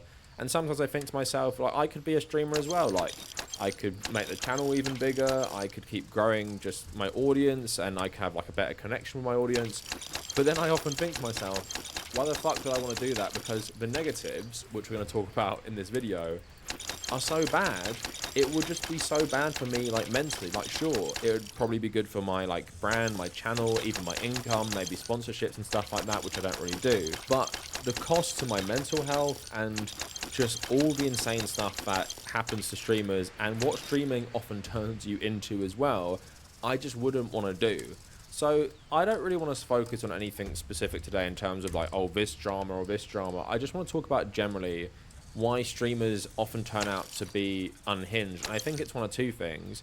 I think streaming can make you unhinged, and I think being a successful streamer draws in the worst people. And there are going to be some parallels with YouTubers, but I still think there's that barrier on YouTube of not always being online, not always constantly engaging with people in the chat, not like sitting for hours and hours every day where people are watching your every single move. It takes a certain type of someone, driven by often bad things, to actually want to do that. And it takes a certain someone who is often isolated and disconnected from society, like someone like Asmongold, where you can actually put in the time to be that successful, but at what cost to your sanity? So I want to talk about all of that today, but if you like the video after you've watched it, please either like, maybe subscribe to the channel as well. If you want to follow me on social media, follow me at... I'm not too sane. I'll be the first motherfucker to say it. 2 years of the last 5 in the goddamn mental health facility. I'm not too sane. Never pretended that I was. Never said, hey guys, I'm so sane. You show up. Everybody else is crazy, but not me. I'm so sane. That's never been my thing. I'm like, hey, heroin, methamphetamine, craziness, dudes trying to kill me, people swatting my family, fucking terrible shit, fucking all the time, poverty, living homeless, 7 years, all this other shit, steal credit cards, ran with the fucking crazy people, ran with hookers and strippers and all types of shit, fucking was a drug dealer kingpin, like whatever, man. Just smoke me some black tar heroin, smoke me some meth and shit. At no point have I ever, not day one, not I've acted nice and I've acted normal, I'm sure, but at no point have I ever tried to make at this point that I'm sane or normal, or I mean, I wouldn't say I got into this business because I'm I mean, that's not why I got into this business.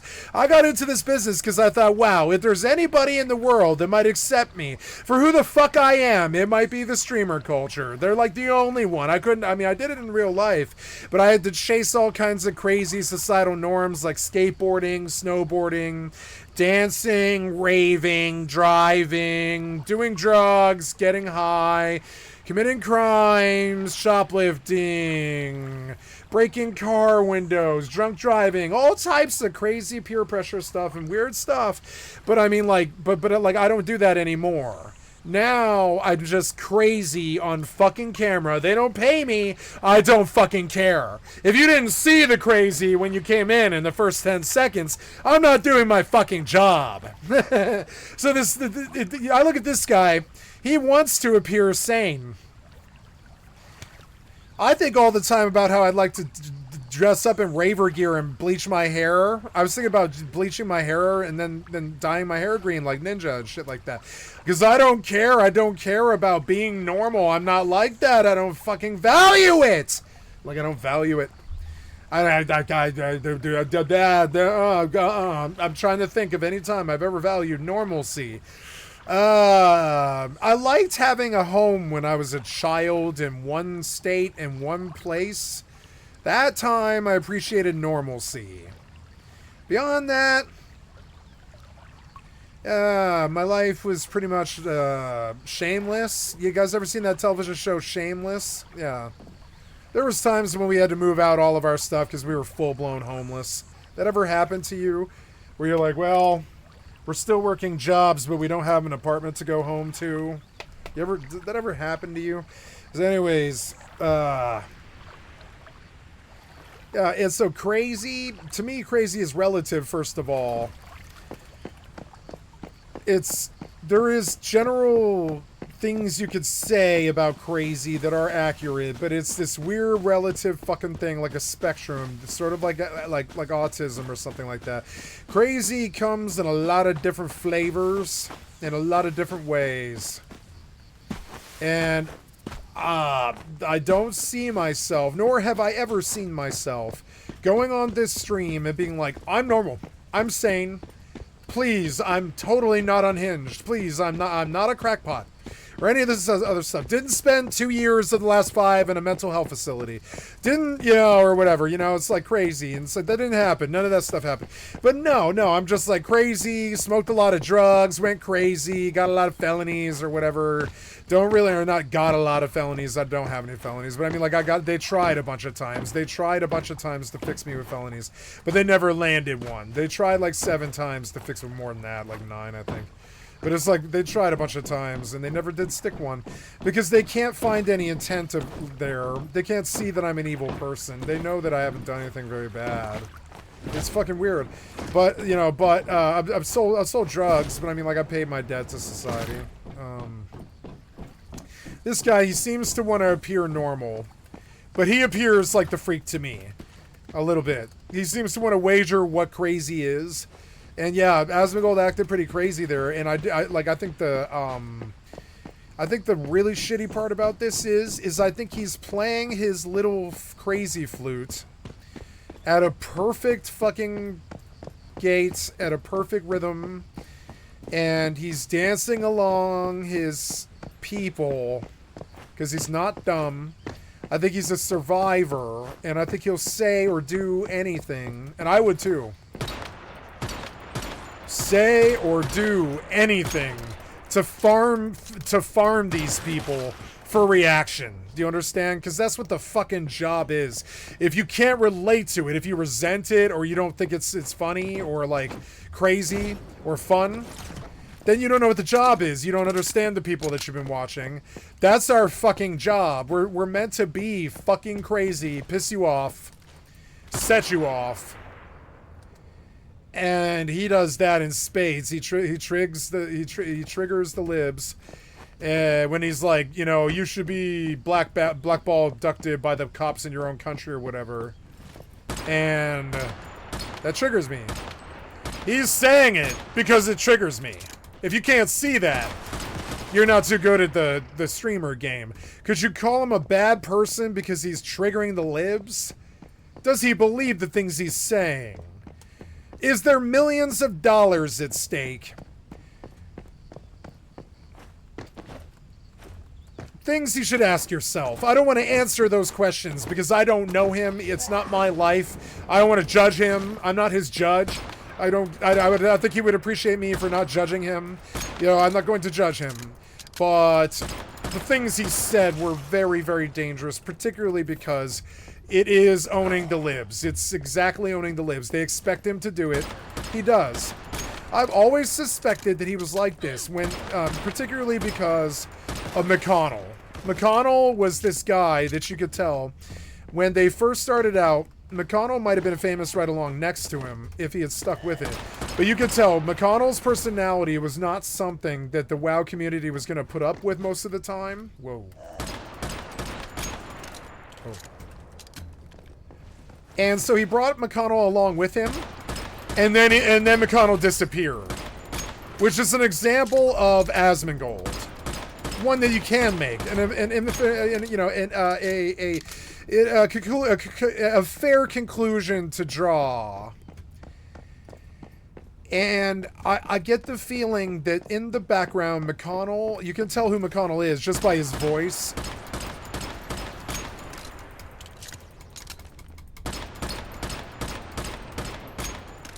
McConnell got a hold of him when he was young.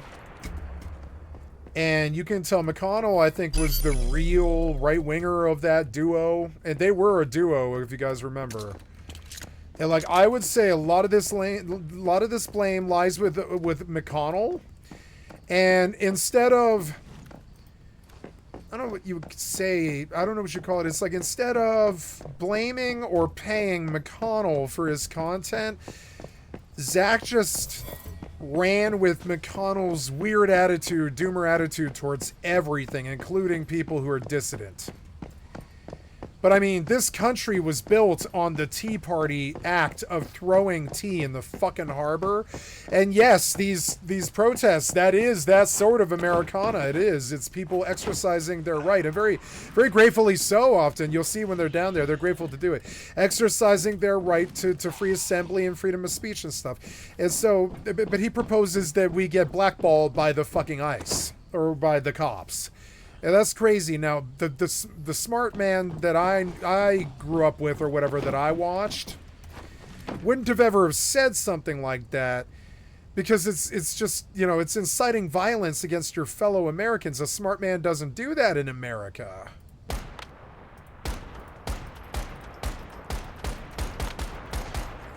And I don't think it's him. I think it's something McConnell used to say to him.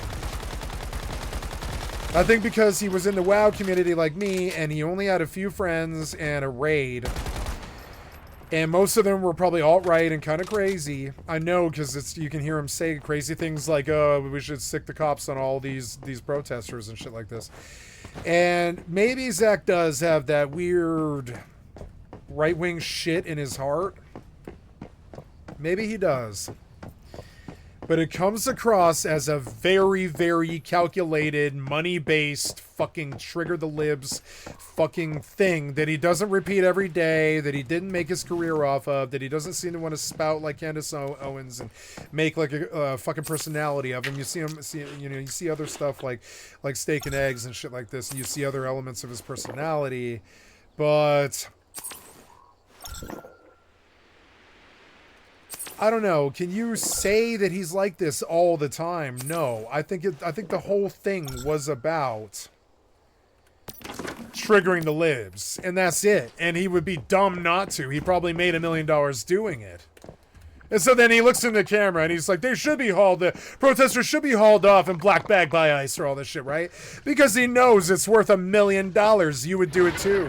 If you can't see that side of the industry, you shouldn't be making these videos about what they are or aren't doing, because that's what it is. That's what it is. Every time he trigs the libs like this, it's like $1 million in his pocket. There's directly a monetary reason for him to do so. Directly. If you can't see it, and if you can't see the cha-ching in his eyes as he thinks about it, he's like, I don't care what some libs think or whatever. My dad didn't like the libs or whatever. So... he just thinks what his father and McConnell think. I mean, he is from Texas. This is what we expect from Texas. This is why all of our exes live in Texas. But I find my loves in Tennessee. The Tabernacle on Blue Sky and on Instagram. And if you want to support my work, please check me out on Patreon and YouTube memberships. So before we start talking about streamers, let me just give you a little insight into how content creation as a full-time job kind of like ruins your brain a little bit. So you have a dystopian element of your income I disagree. always being plastered in front of you on a screen. So that doesn't feel great, and just like all these metrics telling you you were bad this month, you were good this month, people hate you now, your growth is really bad, your income is down, your income is up. And how much I don't care about your that. brain, right? And it's not a good thing, but I don't really see how you can really change the system in that regard. I guess the only way you can make yourself feel better, like I have made myself feel better, is just do it long enough where you realize there are going to be months where views are down, subscribers are down, money is down, and there's going to be months where everything is really good. So when they are really good, enjoy that, because you'll be back in the trenches soon feeling shitty about yourself. And also in terms of like audience reaction, like when you start doing content creation full time, it's really fun to interact with your audience, and the nice comments feel really good. But the more you go on doing content creation full time, you don't care about the nice comments, and you just get annoyed. Like, the bad comments don't affect you in the same way. Like, they don't like ruin your day, and you don't get dogpiled because you're bigger than, and most people like you rather than hate you. But the hate comments get under your skin and piss you off more, and can really like affect your mood in terms of I hate being so public, I hate being so visible, I hate everyone having an opinion about me, I hate people misrepresenting me, and I hate communities that seem to have like a hate boner for me for some reason. Not that they would ever say it to my face, but that is the problem, I guess, with being a content creator, is so many people can say so much terrible shit about you behind a screen, and they'll never have to confront you. And they're the types of people who often would never say it to your face, and they just go into their little communities to whip up hatred against you with the goal of driving you insane. And I don't think people realize how content creation can actually drive you insane unless you have been on the receiving end of stuff like that. So that's my experience of a content creator. I do love it, but also I will say, when I view someone like, let's take example in my own niche, like Hassan, for example, right? So we cover very similar stuff. We make, videos on similar stuff. He sits on a chair streaming for like 6 to 8 hours nearly every single day. And what I'm so grateful for is when I'm done recording, that's me off the camera. I do both, and I think you're lazy. It's annoying to edit videos. I do both, and I think you're lazy. I'm terribly sorry. That is how I view it. I do both, and I think anybody who doesn't is lazy. If you are a content creator and it is your full-time fucking job, unless you're on YouTube making crazy-ass videos with high-ass budgets and you have a whole thing, maybe you're a music creator or Harmony Korine type guy or something, like maybe you're like a real professional, I have no issue with what you do. But if you are a budding content creator, I believe you should be streaming 12 hours a day, and I think you should be recording 12 hours a day. I think if you don't, you're lazy. You aren't ready to you are not ready to provide content for people all day long, every day. And I've been at it for 3 years, whatever it's been, 4 years, I don't count. And when it's 40 years, you'll understand. Like, it's this thing that you just had in you, and I don't know, it's not this thing that you stop when you stop recording either. It is like a very... Oftentimes I'll find myself reciting scripts and things to say in the shower, in the fucking bedroom, on the way to the car. I'll be like, I feel this way about these shitheads, and I feel this way about those problems, and this government, and this war, and that issue, and etc. And I think this and this and this about that. Like right now I don't have anything because I'm not thinking about anything. But I mean, like, if you give me a subject, I'll wax intellectual about that, and I find myself rehearsing in my off time before I get back on fucking camera again about what I'm gonna say about something like that. When you are like that, when it's like, it's a full-time, like, it's not like a hobby, it's like a fucking, like a calling. It's not hard to do 12 hours of content a day. It's really not. It's... The time flips by, and I'm like, oh shit, it's morning time, and I have to help my family again. And 12 hours blew by like nothing, and I'd rather just go back to doing my job now, but 12 hours fucking blew by so fucking quick that, that I just wasn't even aware it was there. Like, I feel like I just sat down like 10 minutes ago. That was 4:45 p.m. It's 10:55, and I feel like 7 hours went by. Very boring talk. But it feels like 7 minutes, because it is this thing. Like, if you're learning, yeah, you might eventually get good at it.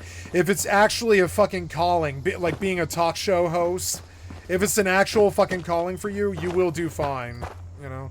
And you can probably do all of it. You can probably do 12 hours of streaming. Like Hassan. Hassan does 12 hours of streaming. All the protests, all the things he should be doing, all the social scenes, all the Twitter, all the social media, and all that stuff. If it's actually your fucking job and you're actually fucking good at it, it's not a challenge. To do. I'm against people doing things that they're not super fucking good at. Is that weird?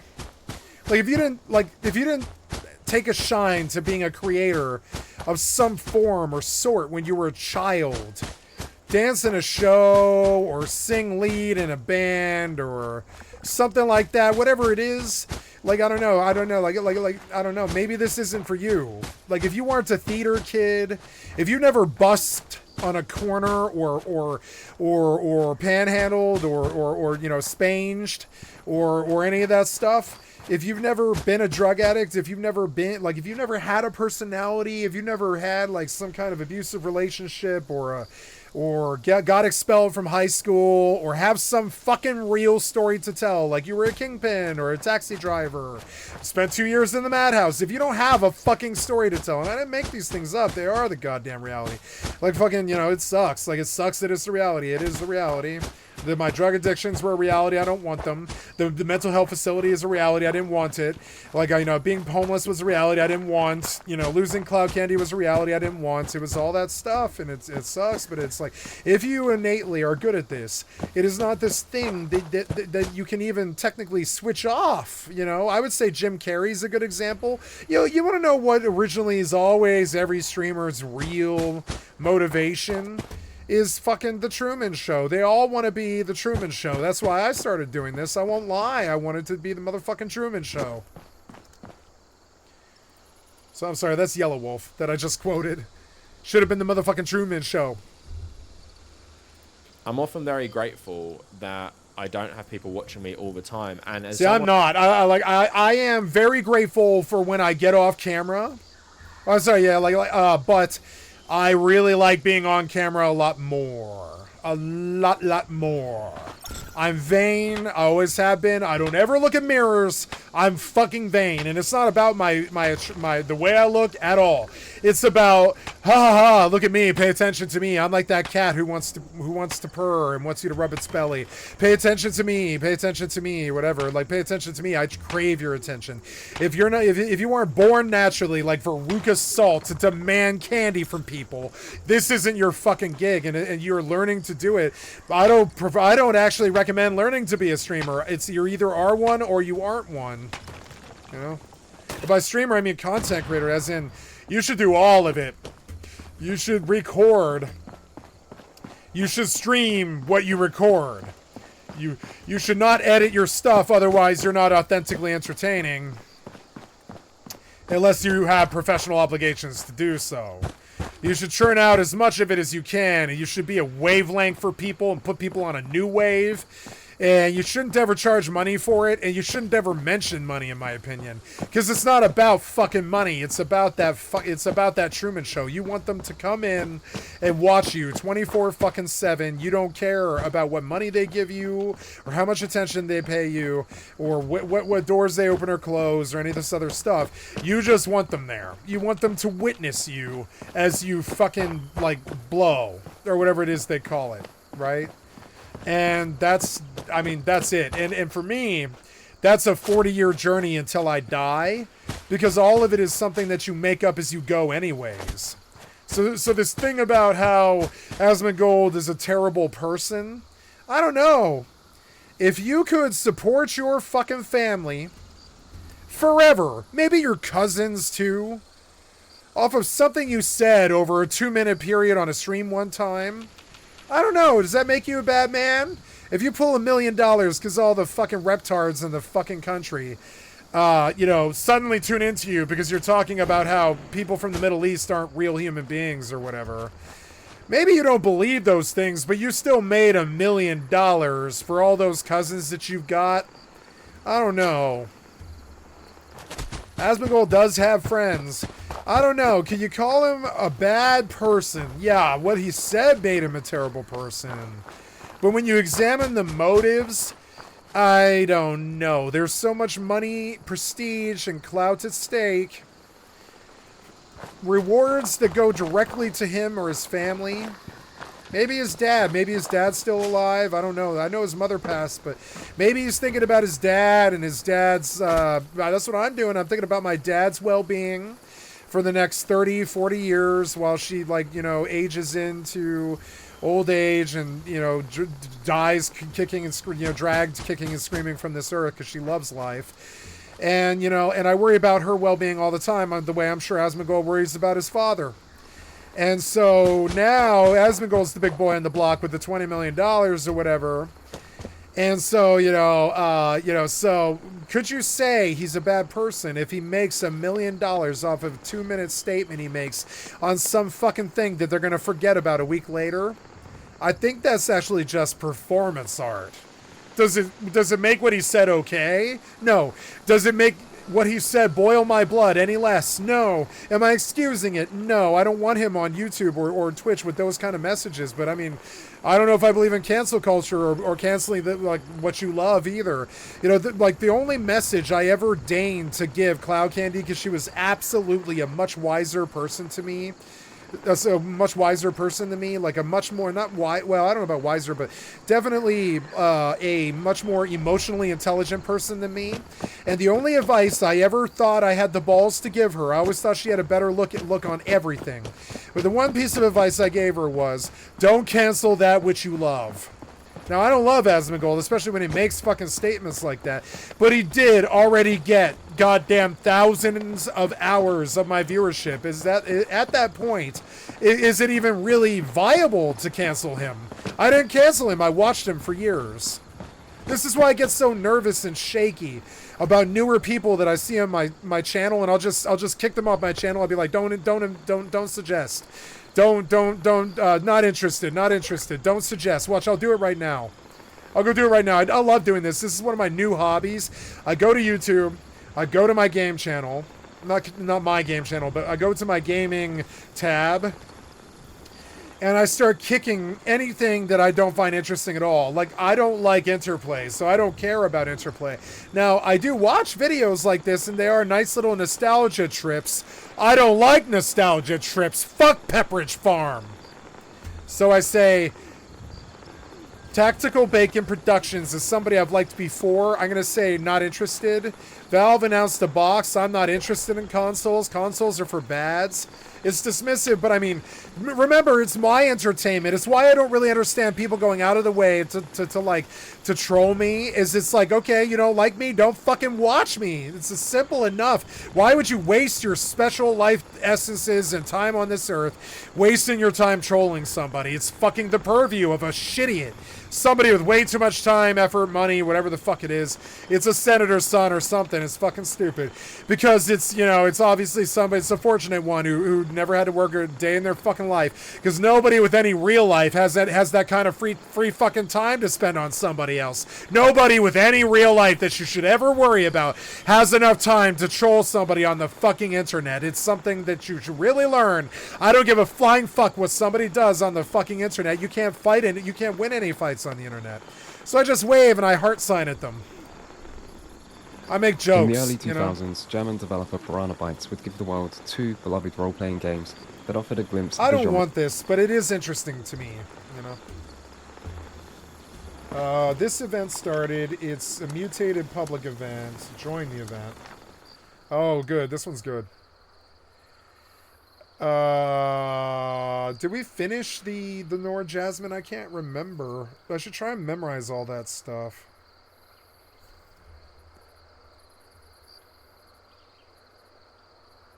Kids for cash. Cash for kids, you mean? 1A77 car for kids. Or cash for your kids or whatever. What happened to the other countries in Fallout? I've watched this already, or I will watch it again. What the FCC will say about Bernie Sanders. What they never tell you about the kids. Too much makeup. Too much makeup. Making sense of the 60s, show one with the series. Elon Musk doesn't understand why the Roman Empire fell. I mean, I don't really understand either. I wasn't there. Do I care if Elon Musk knows about the Roman Empire? No, I don't give a living shit about Elon Musk until you bring him up. Because I'm normal. I'm terminally online. I walk like, 30 miles a fucking week or whatever. And like I'm not, but I'm no, like, but I'm not normal, but I'm also normal. I'm kind of normal. I'm more normal than these people, definitely. I don't give a flying fuck if Elon Musk knows about the fucking Holy Roman Empire. I don't give a flying fuck about that. Your weird clickbait titles, yeah, they do draw me in, but I didn't click on that video though.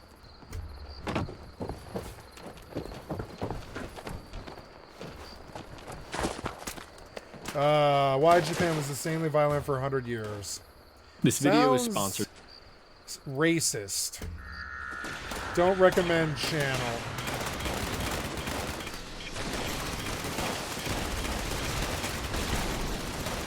No, I'll go not interested. Let's watch this one. Lindsay Halligan is an insurance lawyer with no experience as a prosecutor. Donald Trump handpicked her to lead his political revenge tour in the justice system. And it just imploded. I know because I was in the room where it happened. Turns out former FBI Director James Comey may have never actually been indicted. This was such a shocking revelation that I felt cosmically compelled to memorialize the hearing in a courtroom sketch. Yeah, that's real. I did that. I mean, who needs cameras in the courtroom when you've got that? But this bombshell is not the only problem the prosecution is facing. In just a few weeks, Halligan managed to rack up more catastrophic legal oopsies than most prosecutors see in an entire career. She discussed sensitive case information with a legal journalist. A magistrate judge accused her office of, quote, indict first, investigate later. There's a looming ruling that could toss the case for vindictive prosecution. And now there's the mind-melting possibility that the final indictment against former FBI Director James Comey was never actually voted on by the grand jury, potentially invalidating it. Halligan's case against Trump's #1 political target didn't just go off the rails, it went into the ravine and exploded in the flames of incompetence. So, let's break down Lindsay Halligan's no good, bigly bad week. We've all seen the headlines, James Comey indicted on criminal charges. But here's a question, was he? Because after last week's hearing, there is a very real possibility that the answer is no. Not legally, not at all. To indict James Comey, Lindsay Halligan needed to convince 12 grand jurors out of a minimum of 16 that he probably committed a crime. Typically, that's not that hard for prosecutors to achieve. So, when she marched into the grand jury room, she brought a draft indictment with 3 possible counts. First, a false statements charge alleging Comey lied to Congress when he said he didn't remember being informed of a so-called Clinton plan to tie Trump to Russia. Second, a false statements charge alleging Comey lied when he said he never authorized someone at the FBI to speak anonymously to reporters.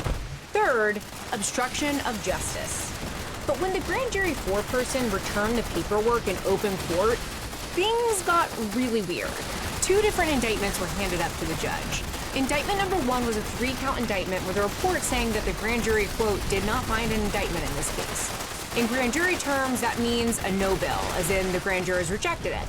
Indictment #2 was a separate 2-count indictment, which was marked as a true bill, which is grand jury speak for, we voted on this version and found probable cause to indict. The magistrate judge was baffled by this. Nothing on indictment #1, the 3-count version, indicated that only count 1 had failed. Instead, it looked like the grand jury rejected all 3 charges. The foreperson had to handwrite an annotation on the spot, clarifying that only count 1 was a no bill on that indictment. The magistrate ended up accepting indictment #2, the one with only 2 counts on it. So this was all just a simple clerical error, and the 2-count indictment that the magistrate actually accepted is still legal, right? Maybe not. Well, this is actually uncharted territory, and it could lead to the whole case getting tossed. All of this came to a head when Judge Nachmanoff held a hearing on Comey's motion to dismiss for vindictive prosecution, and I was there to watch it all go down.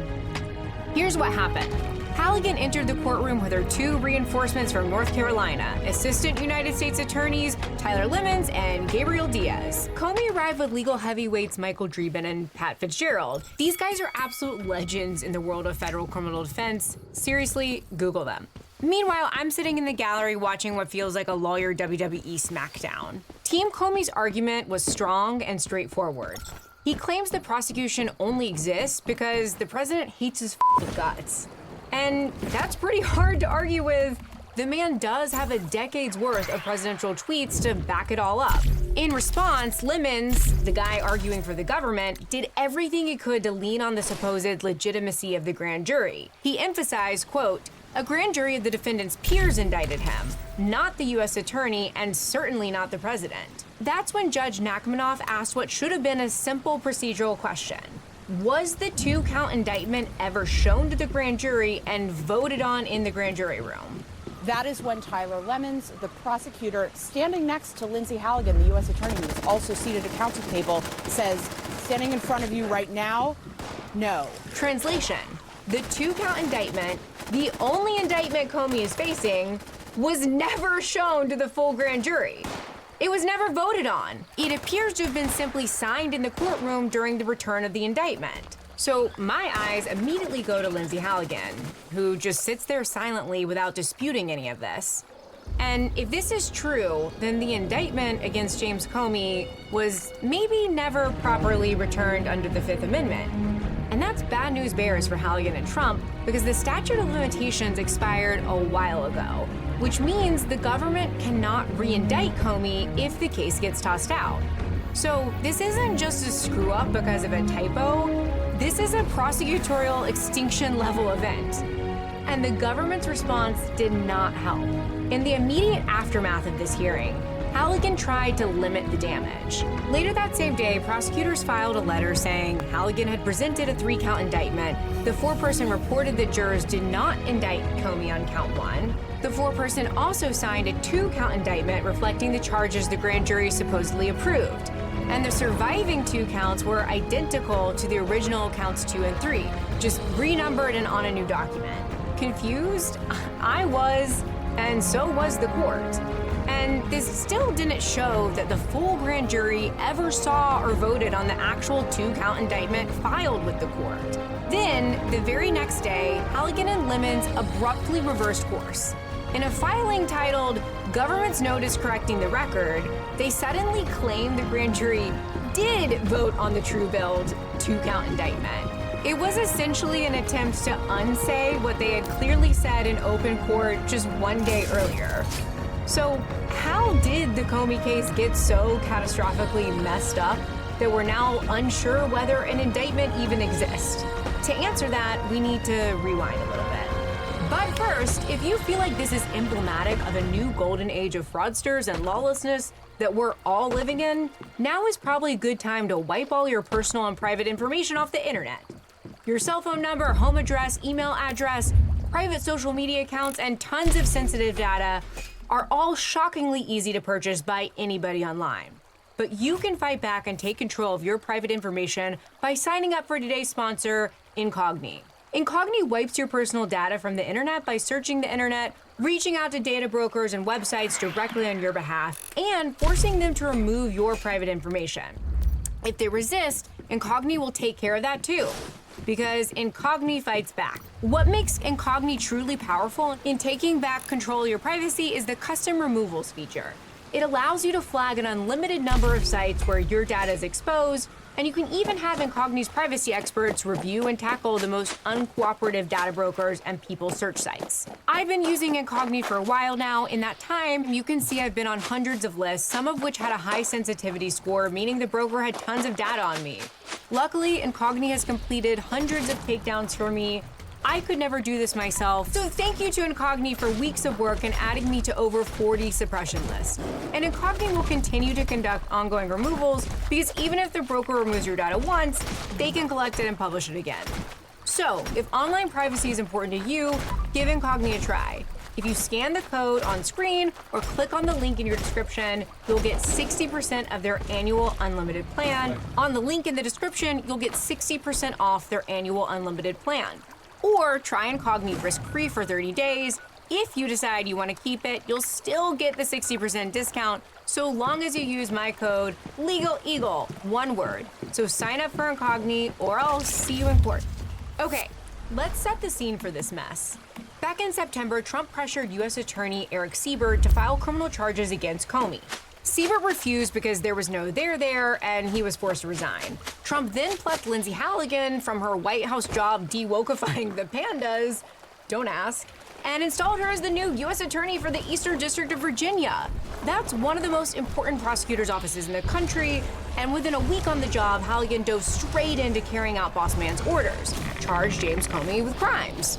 Any crimes. There was one teensy tiny little problem. The statute of limitations was about to expire, and no career prosecutor in the entire office would touch this case with a 40-foot pole. So Halligan took matters into her own hands. She charged into the grand jury room herself and somehow convinced the jurors to return what appeared to be an indictment. It alleged Comey lied to Congress during his September 30th, 2020 Senate Judiciary testimony, and that he committed obstruction of justice during that same testimony. According to prosecutors, Comey testified that he had, quote, "Have you ever authorized someone else at the FBI to be an anonymous source in news reports about the Trump investigation or the Clinton investigation?" No. The government insists this was a big, fat lie. They believe Comey really did authorize someone at the FBI to be an anonymous source. This guy, Dan Richman. Richman is a Columbia Law professor, former federal prosecutor, longtime friend of Comey, and, at one point, a special government employee advising the FBI on encryption issues.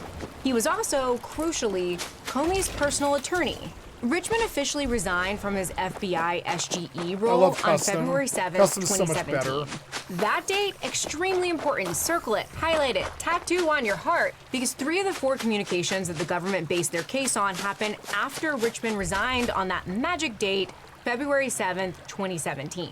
So he literally can't be the mythical FBI guy at the FBI because he was no longer employed at the FBI. Sorry. And the one remaining 2016 email thread, as I reported for Lawfare, internal FBI records strongly suggest Richman's SGE status had already lapsed by then. That means Richman probably was not employed at the FBI during any of the communications that the government relies on in their case against Comey. And that's kind of a problem, kiddo. Like, your entire case is built on a fiction problem. Because if Richman wasn't at the FBI, then Comey didn't lie when he said he'd never authorized someone at the FBI to be an anonymous source. And we're not even done there. The 4 sets of communications prosecutors cite, none of them actually show Comey authorizing Richman to serve as an anonymous media source about the Clinton investigation. So that raises the obvious question. Where exactly is the lie Comey told? I've been looking and I cannot find it. And here's the wild part. As bad as all of this is, and it is bad, it's still not Lindsay Halligan's biggest problem. With the government's core theory hanging by a thread, you would think the prosecution would move carefully, methodically even. But dear viewer, I'm here to tell you they did not. That brings us to Halligan's no good, very bigly bad week, and it all starts with this guy, Judge William Fitzpatrick. Now, Fitzpatrick isn't actually the presiding judge in the Comey case. That's this guy, District Judge Michael Nachmanoff. Fitzpatrick is a former federal prosecutor who was appointed as a magistrate judge in 2022. As a magistrate judge, Fitzpatrick handles the less glamorous but structurally important work like warrants and discovery disputes, so trial judges like Nachmanoff can focus on the avalanche of major motions Comey's team has filed. Selective and vindictive prosecution, literal truth, fundamental ambiguity, unlawful appointment, the full buffet. That's probably why Nachmanoff sent what seemed like a routine issue to Fitzpatrick. The government's request for a filter protocol to review potentially privileged materials seized from Dan Richman years earlier during a leak investigation called Arctic Haze. A filter protocol is a process for separating attorney-client privilege material so that prosecutors don't see anything they're not legally allowed to review. The Arctic Haze probe was an FBI investigation into how classified details about its earlier investigation into Hillary Clinton's use of a private email server ended up in a 2017 New York Times article. Since the article quoted Richman by name, the FBI scooped up a sprawling set of data from his electronic devices. Think emails, texts, documents, memos, maybe even a selfie or two. Now, investigators cleared Richmond and Comey, and they also shut down the probe in 2021. But prosecutors held on to the trove of data they had from Richmond, and they later went digging through it again, searching for anything that might support their theory that Comey lied. But remember, Richmond was Comey's attorney, and attorney-client privilege is a thing that exists. Comey never got an opportunity to assert his claims of privilege over these materials. The government even admitted this at one point. That's a problem for their case. Why? Well, for one thing, attorney-client privilege material can't be used at trial. But more importantly, it's a big legal and ethical no-no for prosecutors to knowingly pilfer through a defendant's privileged communications. So a whole lot of what's in these documents could turn out to be privileged communications between an attorney and a client. At some point during its review of the materials, Halligan's team suddenly realized that they were dealing with potentially privileged materials. But they really wanted to keep looking through those documents, just in case there's a smoking gun or something. So they filed a motion asking the court to implement a filter protocol so that they can review and segregate these privileged materials. In response, Comey's team basically said, "Whoa, hold up, you're putting the cart before the horse there, bud." They argued that questions surrounding the legality of the government's access to and use of these materials has to be resolved before any filter protocol is authorized. The defense raised two main concerns to that end. First, they argued that the government may have blown past the Fourth Amendment's particularity requirement. The original warrants for Richmond's devices only authorized searches for the Arctic Haze offenses, which were stealing government property or transmitting national defense information. But Comey isn't charged with either of those offenses. And prosecutors never bothered to get new warrants, yet Halligan's team dug through the material anyway. I guess they were operating on the warrants are just vibes theory of criminal prosecution. The second argument from Team Comey warned that a case agent who testified before the grand jury may have been exposed to attorney-client privileged communications, or worse, that the government may have used privileged material in the grand jury presentation itself. Magistrate Fitzpatrick, a former federal prosecutor, found all of this deeply troubling. During a hearing on this issue, he called out Halligan's team for having a, quote, indict first, investigate later approach. That's never a phrase you want directed at you by a federal judge. Fitzpatrick then took the extraordinary step of ordering the grand jury transcripts turned over to the defense. Under Rule 6E, that only happens when there are concrete reasons to suspect irregularities serious enough to taint an indictment. And that almost never happens. But here, Fitzpatrick concluded that that threshold had been met. What the government did next was, in retrospect, a truly incredible legal own goal. Team Halligan asked Judge Fitzpatrick to review the grand jury testimony himself. They wanted him to do that because it would, quote, confirm the baselessness of the defendant's claim that privileged information may have been shared with the grand jury. So, Fitzpatrick reviewed the material and then, in a move that shocked exactly no one, he still ordered the government to fork over the transcripts. That much is unsurprising. What is remarkable, though, is this 24-page opinion Fitzpatrick issued explaining his order. In the opinion, which was issued on November 17th, he sets out a litany of concerns about what happened in front of the Comey grand jury. Those factual findings lead him to conclude that the government's actions, quote, raise genuine issues of misconduct that are inextricably linked to the government's grand jury presentation and deserve to be fully explored by the defense. So what did Fitzpatrick find? A hell of a lot, actually. So let's speedrun it. Prosecutors may have violated the Fourth Amendment's particularity requirement. The government didn't get a new warrant for the 2025 search. During the 2025 search, there appeared to be no precautions in place to avoid the collection of privileged communications. On 2 occasions, Lindsay Halligan appears to have misstated the law to the grand jury. Halligan suggested to the grand jury that Comey does not have a Fifth Amendment right to forego testifying at trial. He does. We teach this in 7th grade civics. Halligan clearly suggested to the grand jury that they did not have to rely exclusively on the record before them. They do. And the grand jury transcripts presented to the court seemed to be incomplete. That was a lot. A real potpourri of prosecutorial misconduct. After Fitzpatrick's 24-page judicial flamethrower, you'd think things had hit rock bottom for Halligan's prosecution of Comey. But no, things were about to get much worse. Judge Fitzpatrick's opinion was a roadmap for Judge Nachmanoff to consider whether the case should even survive. After detailing a, quote, disturbing pattern of profound investigative missteps, Judge Fitzpatrick ordered the government to turn over the grand jury transcripts so the defense could seek dismissal or suppression.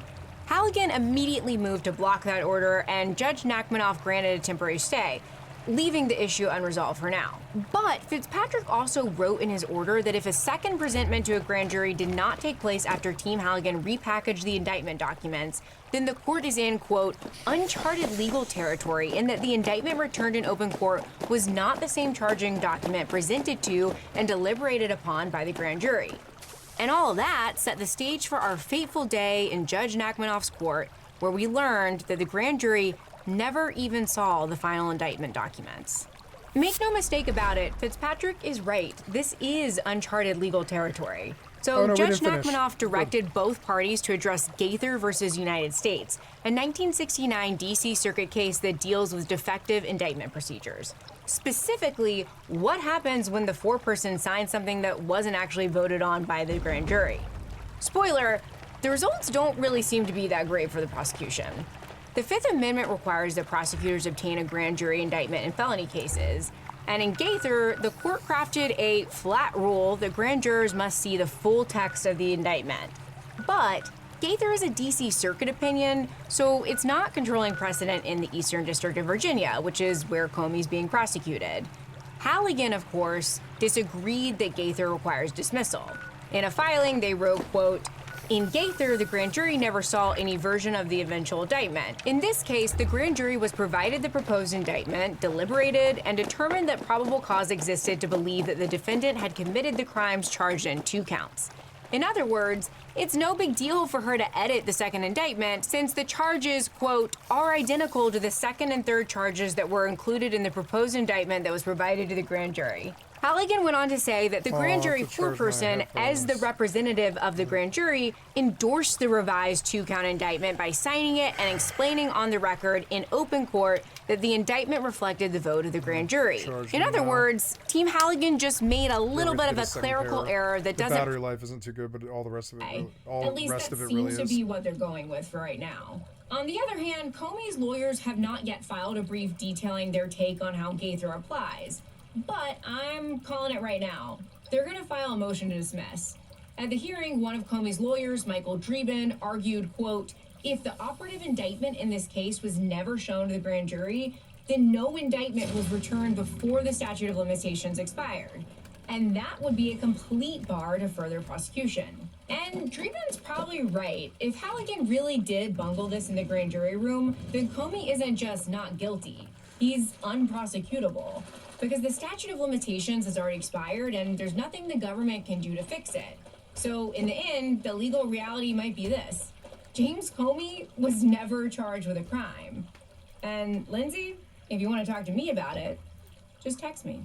Now, all this highlights why it's so important to get a great lawyer when you're dealing with your own case. Now, after I started this channel, every week I'd get hundreds of comments and emails from viewers who are dealing with legal problems. And they'd ask, can you help me find a lawyer? How do I know if this attorney is any good? And there's a massive gap in our justice system. It's that people don't know how to find the right lawyer for their specific situation. They're scared, they're overwhelmed, and they end up doing nothing or hiring the first attorney who calls them back. And that really bothered me. So I started to wonder, what if there was a different way? What if we could build a law firm that actually lived up to the values that I talk about on this channel? Transparency, accessibility, and putting clients first instead of chasing billable hours. A firm where you don't need to pay anything up front, and your lawyers only get paid if you do to maximize your opportunity for justice. So a few years ago, I decided to fix that problem. I decided to start my own personal injury law firm. And honestly, it wasn't an easy choice. But I realized I was in this unique position. I had this platform, this community, and the experience. Not to get rich, trust me, there are easier ways to make money than starting a law practice. But we did it because access to justice shouldn't be a luxury.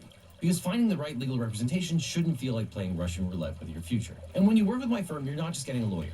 You're getting a team that understands that behind every case is a real person with real stakes. If we can't represent you or you're in a state where we don't practice, we'll take the time to try to match you with an attorney in my personal network of lawyers. A national network of some of the best lawyers in the country who actually specialize in what you're going through, located right where you are, not just whoever happens to be available. So if you're dealing with a personal injury, a car crash, a data breach, sexual harassment, a social security or workers' comp issue, give us a call at the number on screen or click on the link below. Now, I can't represent everyone that watches this channel. I wish I could, but what I can do is make sure that when you need legal help, you have somewhere to turn to that you can trust. So whether it's me handling your case or the incredible attorneys we partnered with, you'll get the same principles of honesty and education that we bring to every video. And if you're dealing with a legal issue and you're not sure where to start, check out the link in the description. Let's have a conversation about how we can help you find not just a lawyer, but the right lawyer for your situation. Because at the end of the day, that's what this is all about, making sure that when life gets complicated, you don't have to face it alone. Which is why when you need a lawyer, you don't just need a legal team, you need the Eagle team.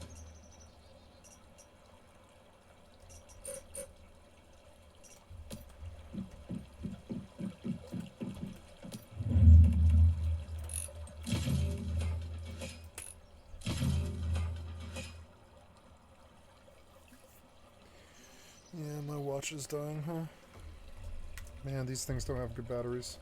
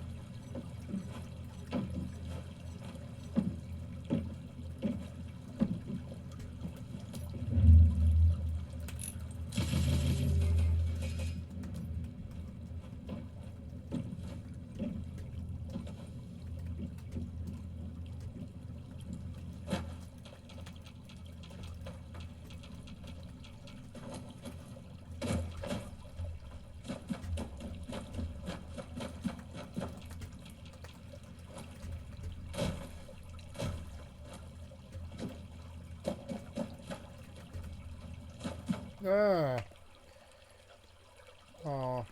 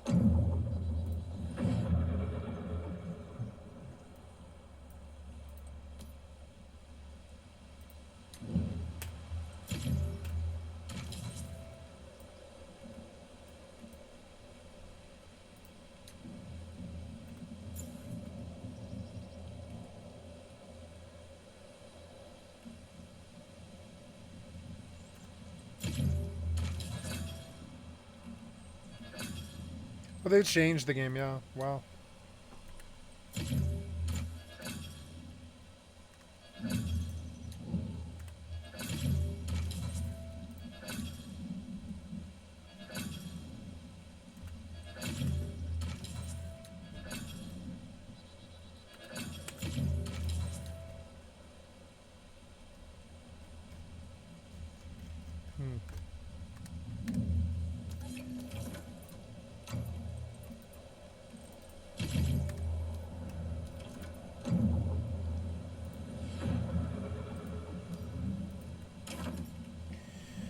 Boost furnace. For every 5C increase in the environmental temperature, output increases by 1% with no upper limit. 30% max durability. Doubles the life of dishes.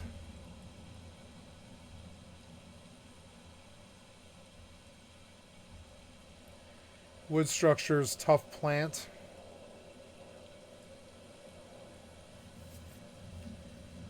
I don't know why that would be a legendary. Seems like worse than a green. Should be a gray. No, I don't know. I guess it would be good for PvP, but I mean, they don't have PvP. They don't have this in PvP. And that's weird. It's like, or I don't know. Maybe it's for durability 150% still isn't that good if it's wood, you know?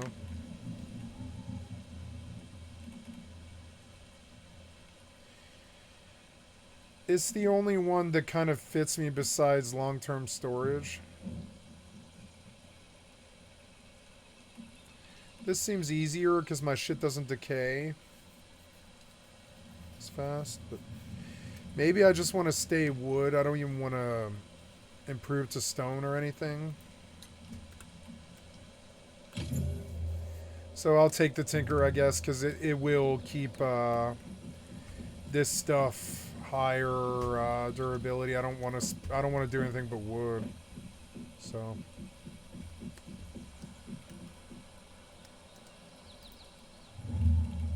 I'm gonna need copper.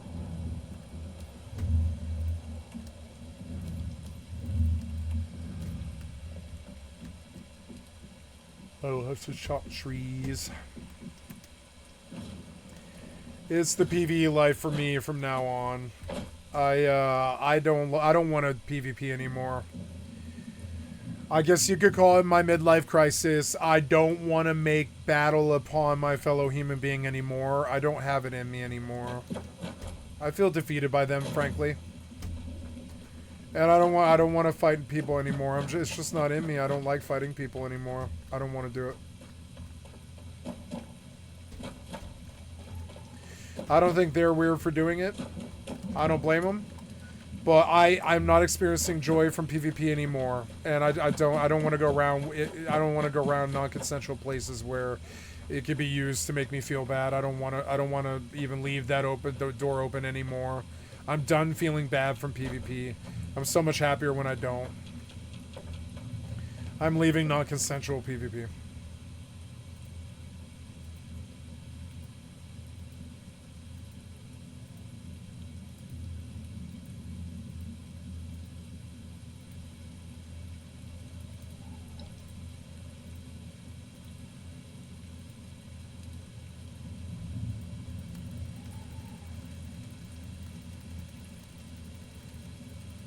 I will be a ghoul on this character.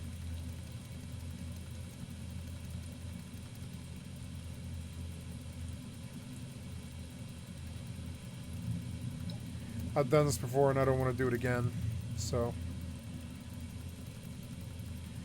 Fuck, man, I spent 6 fucking hours working today just to fucking, like, 6 fucking hours. I went up there at, like, 10 o'clock, you know? And I worked until fucking 4. And so I worked for 6 fucking hours, physical labor, like crawling all over the floor and shit, like shaving the ceiling and shit. And it was just crazy. And it's like I get off work, essentially. Work, it's for my family, but it's still work. And I get off work after a 6-hour shift, essentially. I come home and I want to play some EVE Online. And EVE University shows up and 7 bangs me in a ship when I don't even have a gun equipped.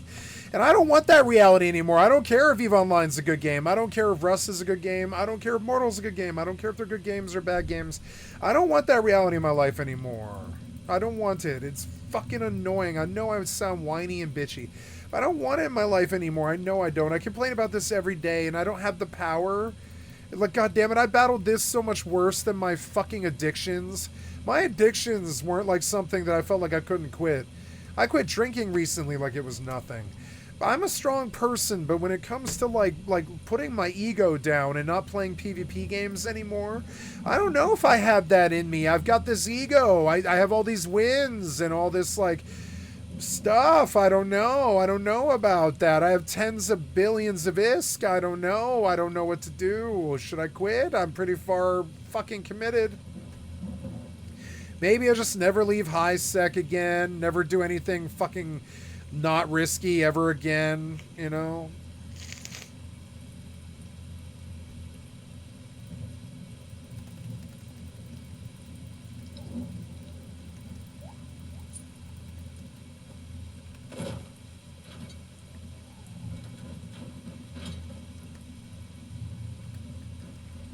Do what now?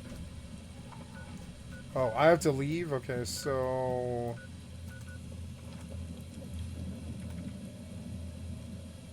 Wow, I have 6 levels. I wish I wouldn't do that.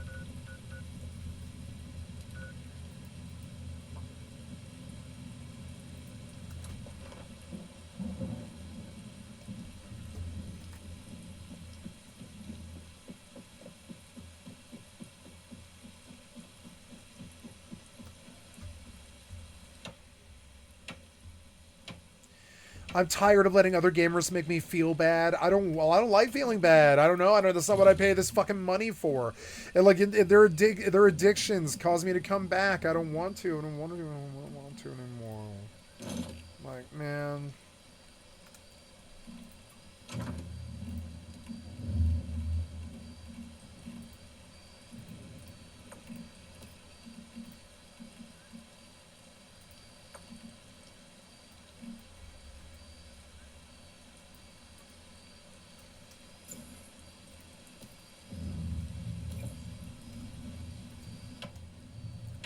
There's proof that other good games are coming. I don't want PvP anymore.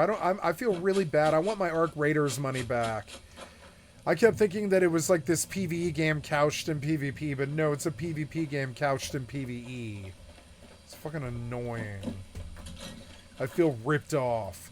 And then they didn't go to GeForce Now for like a month or longer, and that's like, what? Come on now. I suppose it's not like their fault. It's just, you know, but it inconveniences me so bad. I regret the purchase now. I shouldn't regret purchasing Arc Raiders. God damn it. Whatever. I don't spend a lot of money on games, you know, so whatever. I do, but I don't, you know.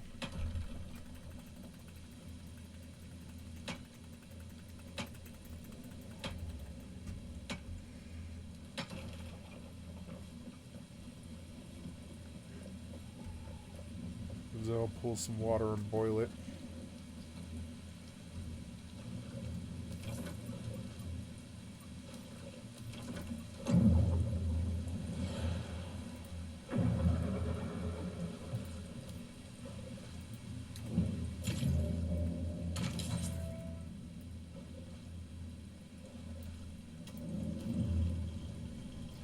Apparently, like, Cooking Bench is just, like, default now.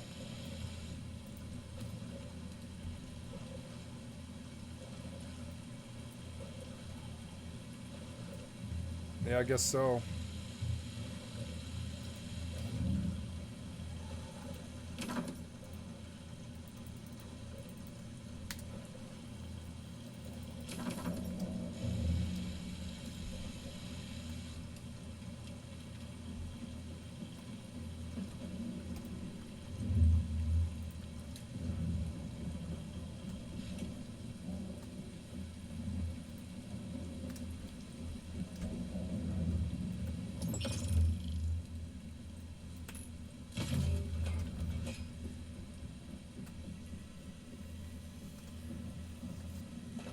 I'm going to pee. I'll be right back.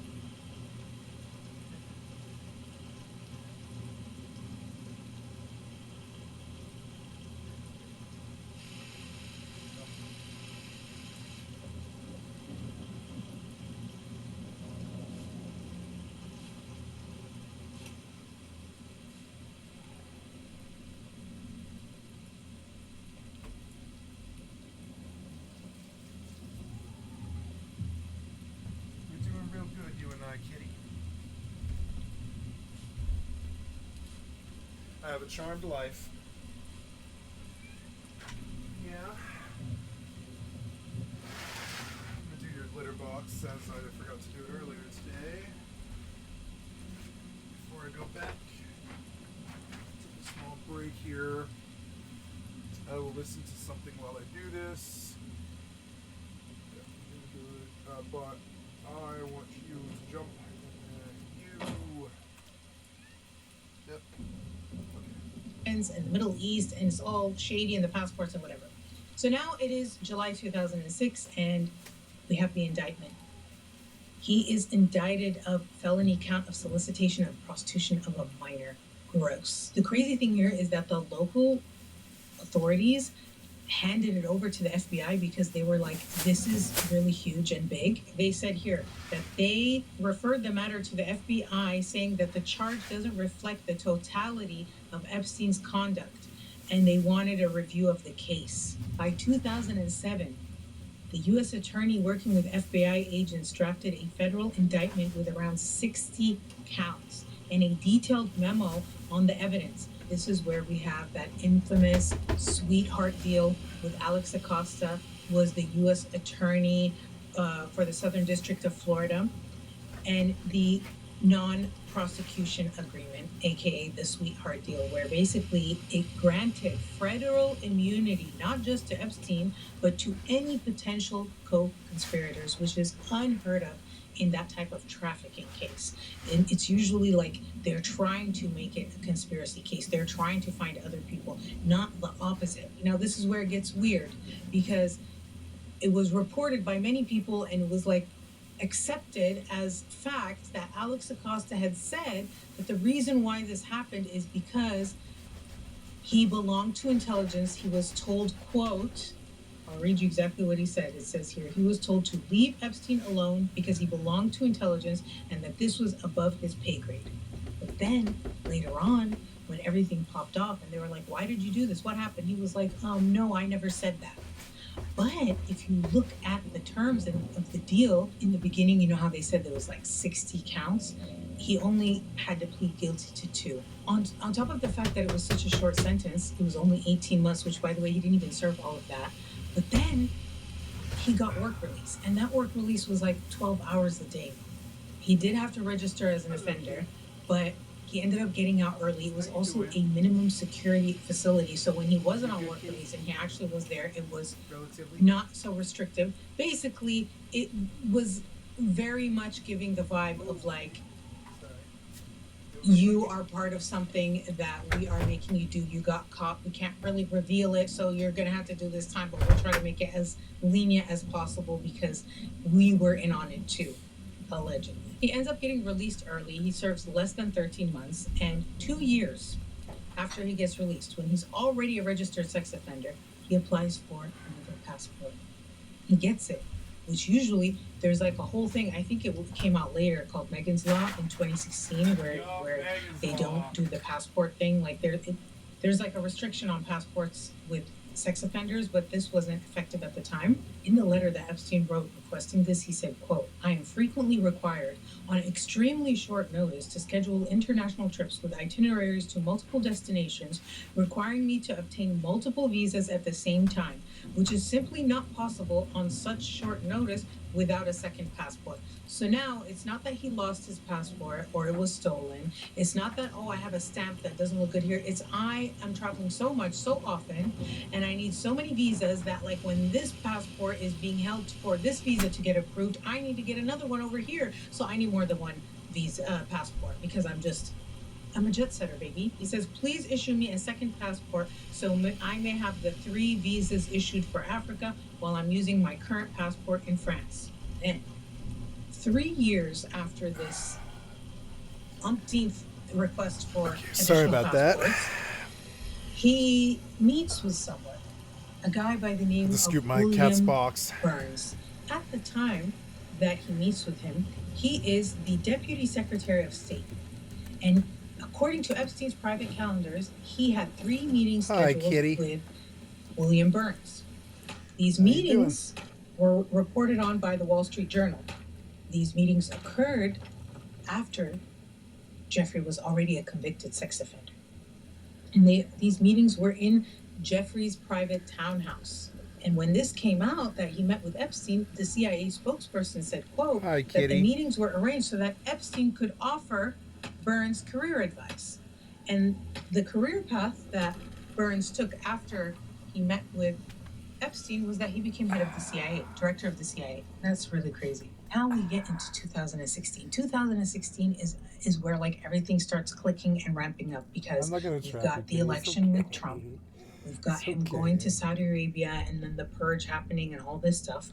Now we need to talk about his close relationship with Ehud Barak and Ehud Barak's right-hand man. Because in addition to the Epstein emails, there was also a hack that was Ehud Barak, who, by the way, is the former prime minister of Israel and also the former defense minister with the IDF. Wow.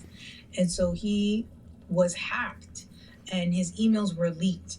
And it was through this hack that they found communications between him and Epstein and also between his right-hand man, between Ehud Barak and his right-hand man, who's a guy known as Yoni Koren. Now, Yoni Koren was a senior officer in Amman, which is Israel's military intelligence directorate, and he had a background in covert ops with the Mossad. And he stayed at Epstein's apartment several times over the years. And when he was there at Epstein's apartment, he was conducting intelligence business with people in United States intelligence, like Leon Panetta, who would be the head of the CIA as well. And then there's all these weird emails at around this time. This is like 2013, 2014, 2015, leading up to 2016. Remember, 2014 is also when Epstein met with William Burr? Frick, what's his name? Crap, did I say Frick? Burns, William Burns. Frick, when he met with William Burns in 2014, who would also be the head of the CIA. So listen, it's all clusterfucking. It's all, and this is the whole time I'm like, they're this. It's like they're so intertwined. It's like you can't even pull them apart. I'll put the email up here because I don't want to get super sidetracked. I'm trying to focus on one thing because it's so easy to get fucking sidetracked on who's this person? What does this mean when you're going through the emails? Oh my God. Talk about a million side quest rabbit holes. But I'll just leave you a screenshot here. Pause it if you want to read it. This is interesting. There's an email exchange between Yoni and Ehud Barak where it's odd because all of their emails are usually in Hebrew, but this is the only email that's in English. And it's like he's sending him on the most random task to go return Beats headphones for a refund at the Apple store. And it's such a small amount, like compared to what they deal with, like $300, and make sure you get this and put it on the card and the cash. And it seems like that's not really what they're talking about because after he sends him this whole, like, get the headphones and do this, the response from Yoni is something like, what's her name or something, or who is she? And then Ehud Barak responds like, Rachel Levin. So it's like, what are we talking about here? I don't know. Maybe I'm reading too much into it, but I thought that was like a thing. The next thing that happens here is a year later, okay? Because that was all in 2015 and 14. Like I said, now we get to 2016. 2016 was a very big year. If you want to talk about deals, arms trades, and shit like that, and Epstein being a connector for Israel and Saudi Arabia, this was historical. It is the largest military aid package in American history, and it was $38 billion that the United States gave Israel for military aid. This was September 14th, 2016. By the way, Ehud Barak criticized this deal, saying that it wasn't enough money. The U.S. has pledged to give $38 billion in military aid to Israel over the next 10 years. The White House has been quick to point out this is the largest military aid pledge ever made in American history. Israeli Prime Minister Benjamin Netanyahu was reportedly looking for a more substantial boost in defense aid, something to the tune of $45 billion. Also, in 2016, Epstein is planning a trip to Saudi Arabia. And in this trip, there's this email from his assistant saying, do you need me to book the Four Seasons for you in Riyadh, or is the king taking care of it?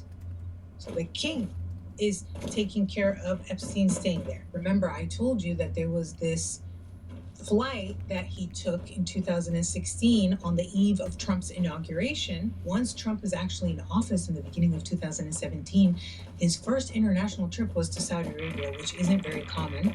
And also, he did that deal. It was like huge. It was like $110 billion deal, arms deal between Saudi Arabia and the United States. Now, was Epstein involved in it? I don't know, because Epstein had beef with Trump. If you look at these emails, he didn't want Trump to be president. Apparently, their beef goes back to 2004 when they were both wanting to buy the same property in Palm Beach, Florida, and Trump won and got the property that Epstein wanted, and Epstein was like bitter about it. And they like stopped talking after that, supposedly. Oh, God. And also, he talked shit about Trump in these emails. So look at this. This is an email. It's a few days after Trump's first inauguration on February 8, 2017. Epstein is in conversation with Larry Summers. Larry Summers is the Treasury Secretary under President Bill Clinton, okay, which we know they're all buddy-buddy, Bubba and whatnot, and God knows about blowing Bubba. I'm going to get there. I'm not there yet. Woo! And the former president of Harvard University, Larry Summers. Epstein says, "Recall, I've told you, I have met some very bad people, none as bad as Trump. Not one decent cell in his body. So yes, dangerous." So he's saying this a few days after Trump's inauguration. And we know that he was in Saudi Arabia on the eve of his election. In May, two things happened. Before that arms deal, there's this huge scandal that happens where Trump pisses off Israeli intelligence by telling the Russians in the Oval Office, I think it's Sergei Lavrov and Sergei Kislyak, two Russian officials. He tells them the sensitive intelligence information provided by Israel about ISIS. And it's this whole ass scandal. And the Israelis are pissed, and they say that, quote, they are horrified and that this is our worst fears confirmed, and that they feel like they now can't share their intelligence with the United States like how they used to, because the United States is going to go tell Russia. That happened May 10th, 2017. May 20th, 2017 is that historic arms deal that happens between Saudi Arabia and the United States, worth $110 billion. Now, do we think that Epstein was part of this deal and got a cut? Or do you think he had to witness that huge deal and didn't get a penny from it? What do you think? I don't know, like, was he talking shit behind Trump's back when he was cool with him? Or were they totally not talking and beefing, and he had to watch this happen all in front of him? I'm curious. Another thing that I found to be interesting was Steve Bannon. Because if you'll remember when I talked about Brock Pierce and Epstein Island and Steve Bannon in my Inside the Lion's Den video, when I was saying, oh, it's giving gay Epstein, and Brock with his crypto went to the island and Steve Bannon facilitated that. Well, Steve Bannon is all up in these emails. And it's like after he got fired from Trump, he was like talking shit about Trump with Epstein in these emails. It's a very tangled web. And so it's like August 2017 is when Trump fired Steve Bannon. And the rumors for why, there's like, you know, he had beef with his son-in-law, Jared Kushner, or was it that he was leaking information, or was it this and that? There was like a bunch of different reasons. But in any case, he got rid of him. A few months after that is when MBS did the purge that we talked about. A few months after Trump fired Steve Bannon is where we have the blowing Bubba infamous email, which if you don't know what that is, it is an email that Mark Epstein, Jeff Epstein's brother, sends to his brother Jeff Epstein. And in this email, Mark Epstein is telling Jeff Epstein to ask Steve Bannon if Putin has the pictures of Trump blowing Bubba. And Bubba is apparently Bill Clinton's nickname. Bill Clinton loves fellatio. He loves it in the Oval Office. Mark Epstein came out and was like, no, when I mentioned Bubba in that, I wasn't talking about Bill Clinton. But he also didn't say I wasn't talking about fellatio. Also, people are saying, oh, he's asking if there are pictures. No. Look at it clearly. It says the pictures. The pictures. Pay attention. The pictures is not the same as if he has pictures. If you say, does Putin have pictures? Meaning, do they even exist?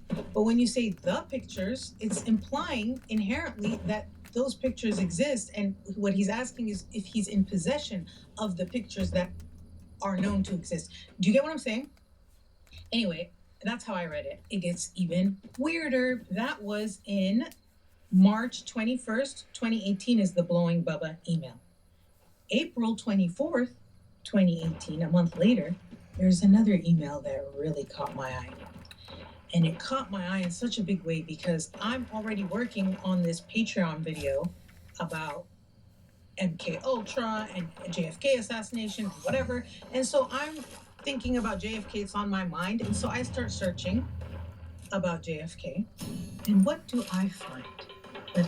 An email exchange here where it says, it's between a redacted person sender that is speculated that it is Steve Bannon, but it's redacted, and Epstein.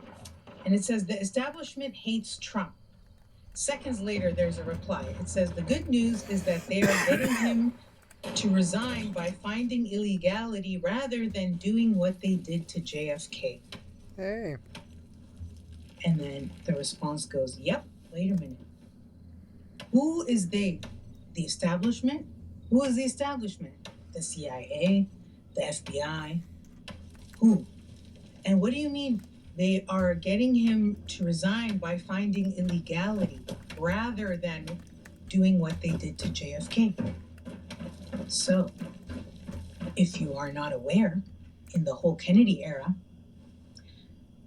there was a lot of speculation that Allen Dulles and the CIA got rid of Kennedy because when the Bay of Pigs thing happened, that's a whole other fucking thing, it's a whole other thing.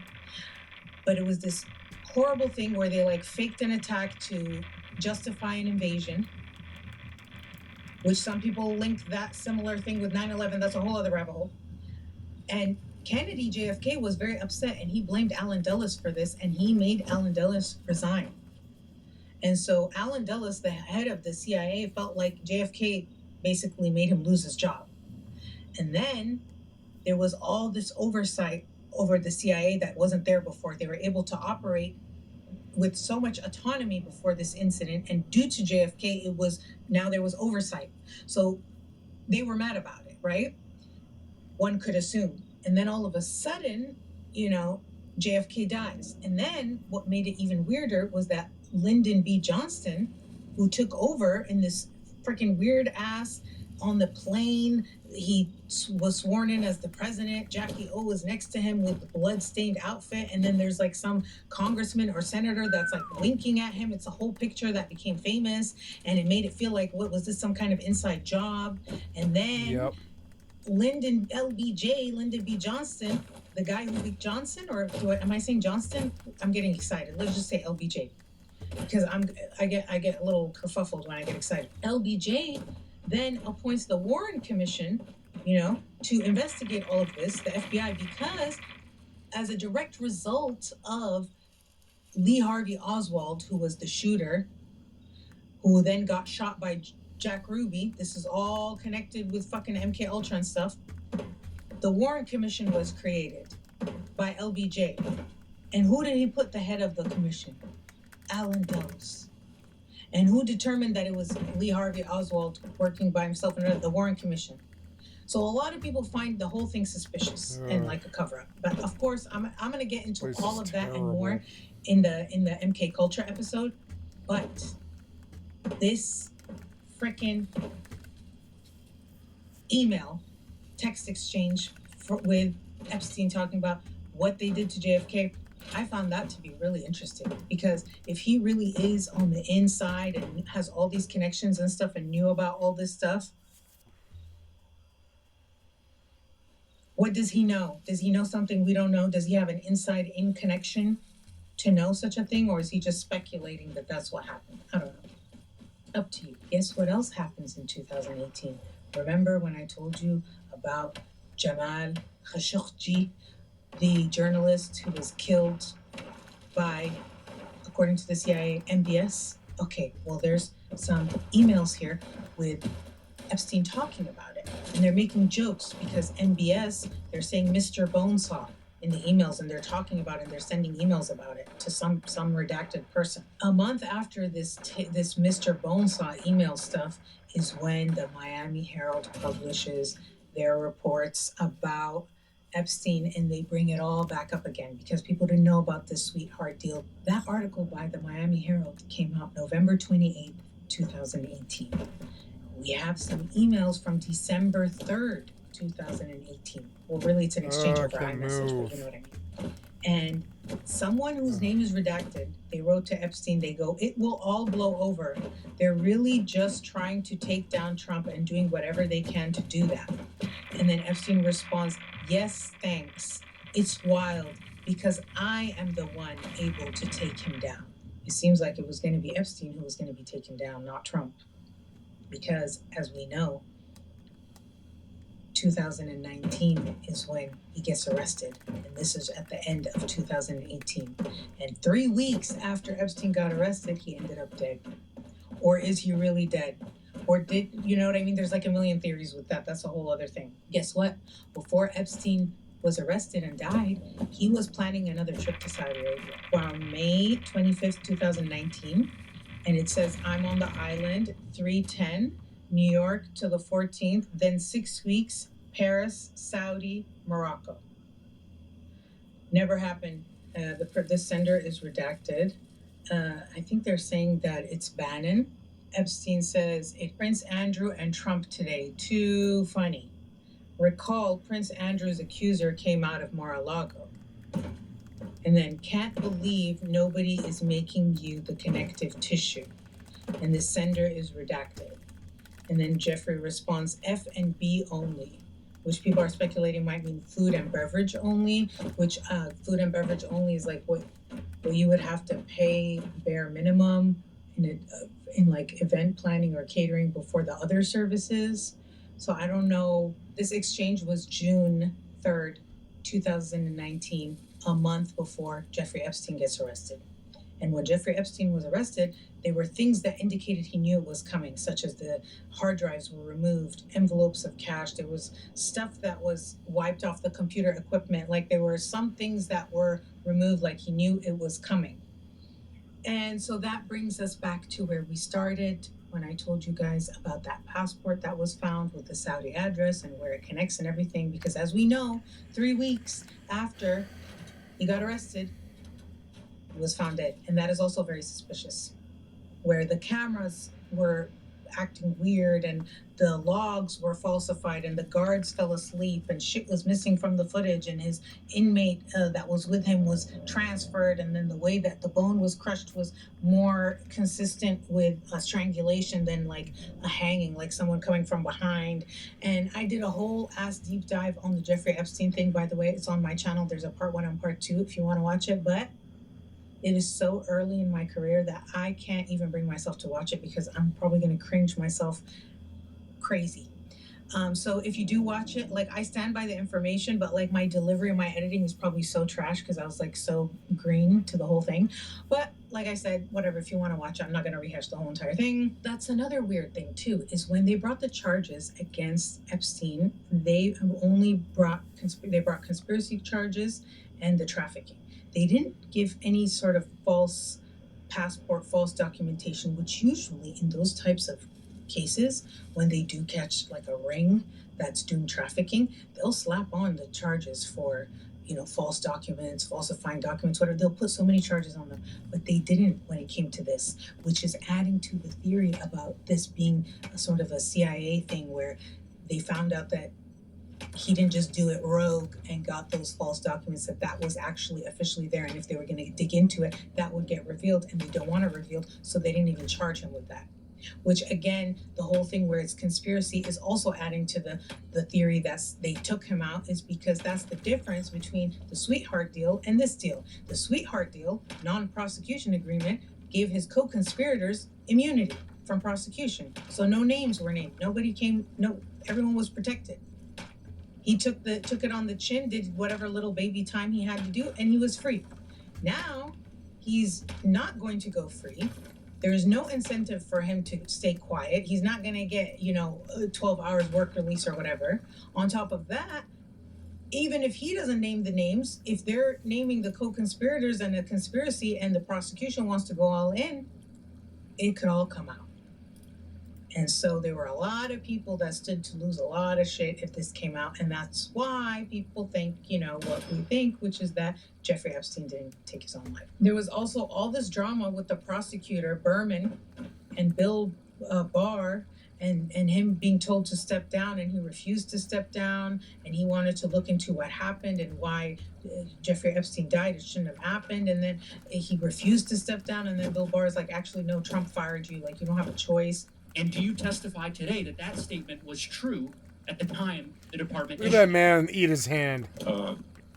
He may not have known it, but he was stepping down. He may not have known that he was stepping down. That's your testimony today? He was being removed. And then he ends up writing a book, the guy who prosecuted Epstein, called Holding the Line. I haven't read the book, but apparently he says that, like, Trump administrations and officials kind of got rid of him because he was asking too many questions, implying that maybe it was like that administration and all those people that shut him up and shut Epstein up because of what could have been revealed. This is what I would like to ask you. Do you think that Epstein had an allegiance? Like, let's say he was this like triple agent, okay? Do you think he was playing everyone and looking out for himself? Or do you think he did have a particular allegiance to like maybe Israel or like the United States or what?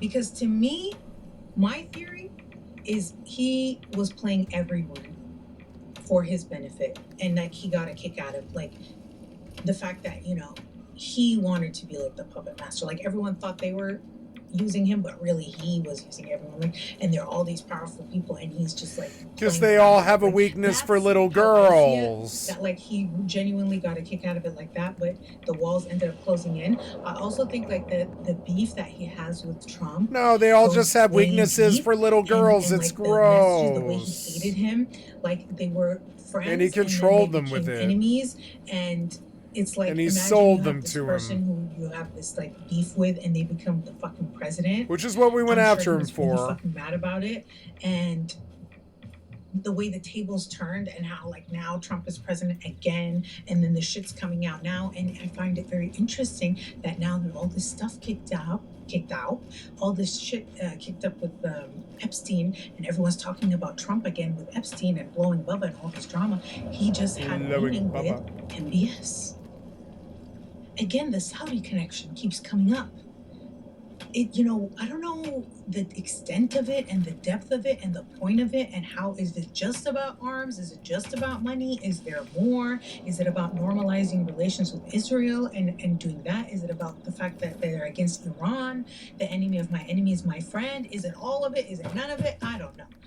Woo! But anyway, that is what I have for you about this video. I just did this last minute. I wasn't even planning to. I'm supposed to be working on my Patreon video.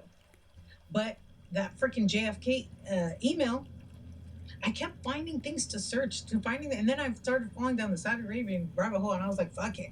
I spent too much time on this. Might as well make a video on it. But anyway, I will see you guys next for my Patreon video. I will definitely try to get it up this week if you're interested. Otherwise, I'll see you guys in my next YouTube video. Thank you for watching. Stay safe. I don't think the average American had any idea whatsoever that we were in Vietnam. Or for that matter, I don't think the average American even knew where Vietnam was. Which is not hard to understand. When I was a small child, I had a book called Children Around the World, the kind you give to little toddlers about that big. I understood most of it, little Chinese boy, little Chinese girl, little Dutch boy, little Dutch girl, etc., etc. But one page had me baffled. About some place called Indochina. I kept reading and rereading it, and all I could get out of it was that they were like the Chinese, but they weren't. Now, I was a full-grown man walking down the streets of Saigon before I knew any more about it. I didn't even know that Indochina was Vietnam, Laos, and Cambodia. And for a long time, the war was kind of fought in the cheap. Americans have a tendency to look in two different directions. We look east because most of our ancestors came from Europe. And we look west Because in the last part of the 19th century and the early part of this century, almost every little church in the United States had a missionary in China. 20 cents in the collection plate each week, 10 cents for the church, 10 cents for our missionary in China. That didn't mean they knew anything about China, but at least it was real to them.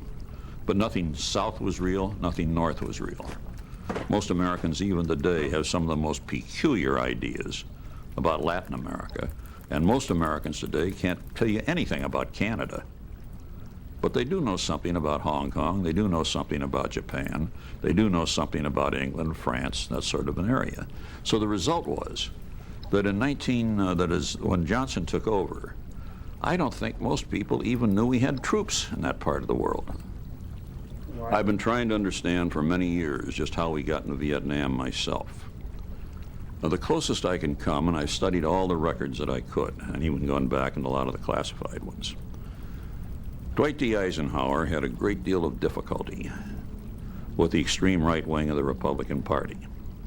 And the so-called China lobby, which has been forgotten now, but the Sung sisters, Madame Chiang Kai-shek and her two sisters, had made a tremendous splash in the United States and had attracted many leading American politicians who thought that if one more square inch of Asian soil fell to the communists, that the United States would go right, would just go bonkers. Now, this began to reach a high water mark in the early 50s when the French at Dien Bien Phu were trapped by General Giap. And a very strong effort was made to get the United States to intervene. And Eisenhower couldn't just kiss it off because the effort had some very strong backers. Admiral Radford, for instance, who was chairman of the Joint Chiefs of Staff. And Stiles Bridges, who was the chairman of the Senate Republican Caucus. And Bill Nolan from California, who was a Senate Republican leader. And Eisenhower had to do something. He couldn't just say, no, that's silly, that we aren't going to send troops there. So what happened, first of all, he asked Johnson for his opinion. Johnson called a meeting of the Senate Democratic Policy Committee. The answer came back that the Democrats would really raise hell if we sent any troops into Vietnam. Okay, that gave Eisenhower an excuse not to push for authority, but he still had to do something. So he sent certain types of aid to the Diem government in Vietnam, the government that was fighting against the North Vietnamese. It wasn't much. It was some ambulances and medical supplies, and I think infant food and stuff like that. And that at least kept the right wing off of Eisenhower's back. But then, after a while, it continued to advance. And as it went on, we started sending some troops to train the South Vietnamese soldiers. That got up to about 5,000, 7,000. I saw some of them when I was in Vietnam with Johnson. But then came the next step. The next step was the famous conference between Kennedy as president and Khrushchev in Vienna. And I think Khrushchev had been hitting that vodka bottle too hard. That's when he was full of such statements as, "We will bury you." But Kennedy came back, and Johnson told me about the meeting in the White House. Kennedy came back convinced that Khrushchev was suffering from megalomania, and something had to happen immediately to show that the United States and the free world was not going to be scared to death by Khrushchev. So he started beefing up American forces all over the world. Sent some more troops to Korea. We had quite a few troops in Korea at that point. He reinforced NATO, and he sent a large contingent of troops to Vietnam. Got it up to about 22,000. Now, when you get 22,000 men, you know, size makes a difference. If you just have 5,000 there, which is what we had before this incident, they will stay back in the camps, and they will train other soldiers in how to fight and things of that nature. But when you get up to around 20, 21, 22, then you got to do something with them. You can't just leave them idle in the barracks or something like that. God knows what'll happen. So you start sending them out on observation measures. They observe how the troops are fighting. Then what happens, the next step is somebody gets hurt. Some American soldier gets hurt. The next thing you send some soldiers there. And you have a commander. There's an old rule of warfare. The more men you've got, you're going to lose.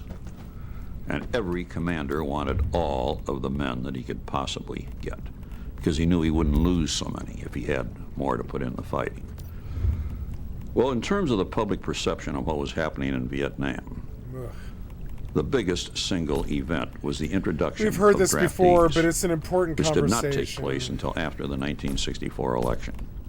Up to that point, whatever American forces were in Vietnam were by and large special forces, Green Berets, people who had volunteered for the Army, people who were making the Army a profession. But when they started to put draftees in, then a very important change took place. When nobody really cares what happens to a professional soldier. You know, he signed up for it. If he gets killed, he knew that when he signed it. But when you start drafting people, when you start taking unwilling people out of the colleges, out of their work, out of their jobs, and send them over to get killed, it's a different thing altogether. You had better have a nation that is prepared to make sacrifices if you're going to draft anybody. Well, the nation had not been prepared to make any sacrifices. All they knew was that somehow the young men were being sent to a place and getting killed. I keep thinking when Mrs. Murphy discovered that her kid had been killed in a rice paddy in some country she'd never even heard of, that was all the difference. All of a sudden, the war impinged upon the consciousness of the American people. I don't think there was ever really support for the war. I think what there was for a long time was permission to conduct the war, because the American people didn't even know it was happening. And when the war started out, when the American people first became aware of the fact that the war was on, a rather normal process set in. Most Americans will rally around the president when a war breaks out.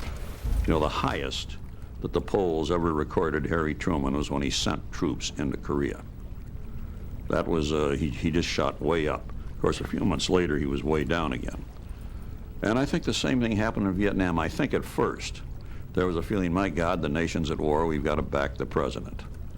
But then when the casualty list started to come back, and when the student resistance began to set in, then I think the effective force of the American people was anti-war.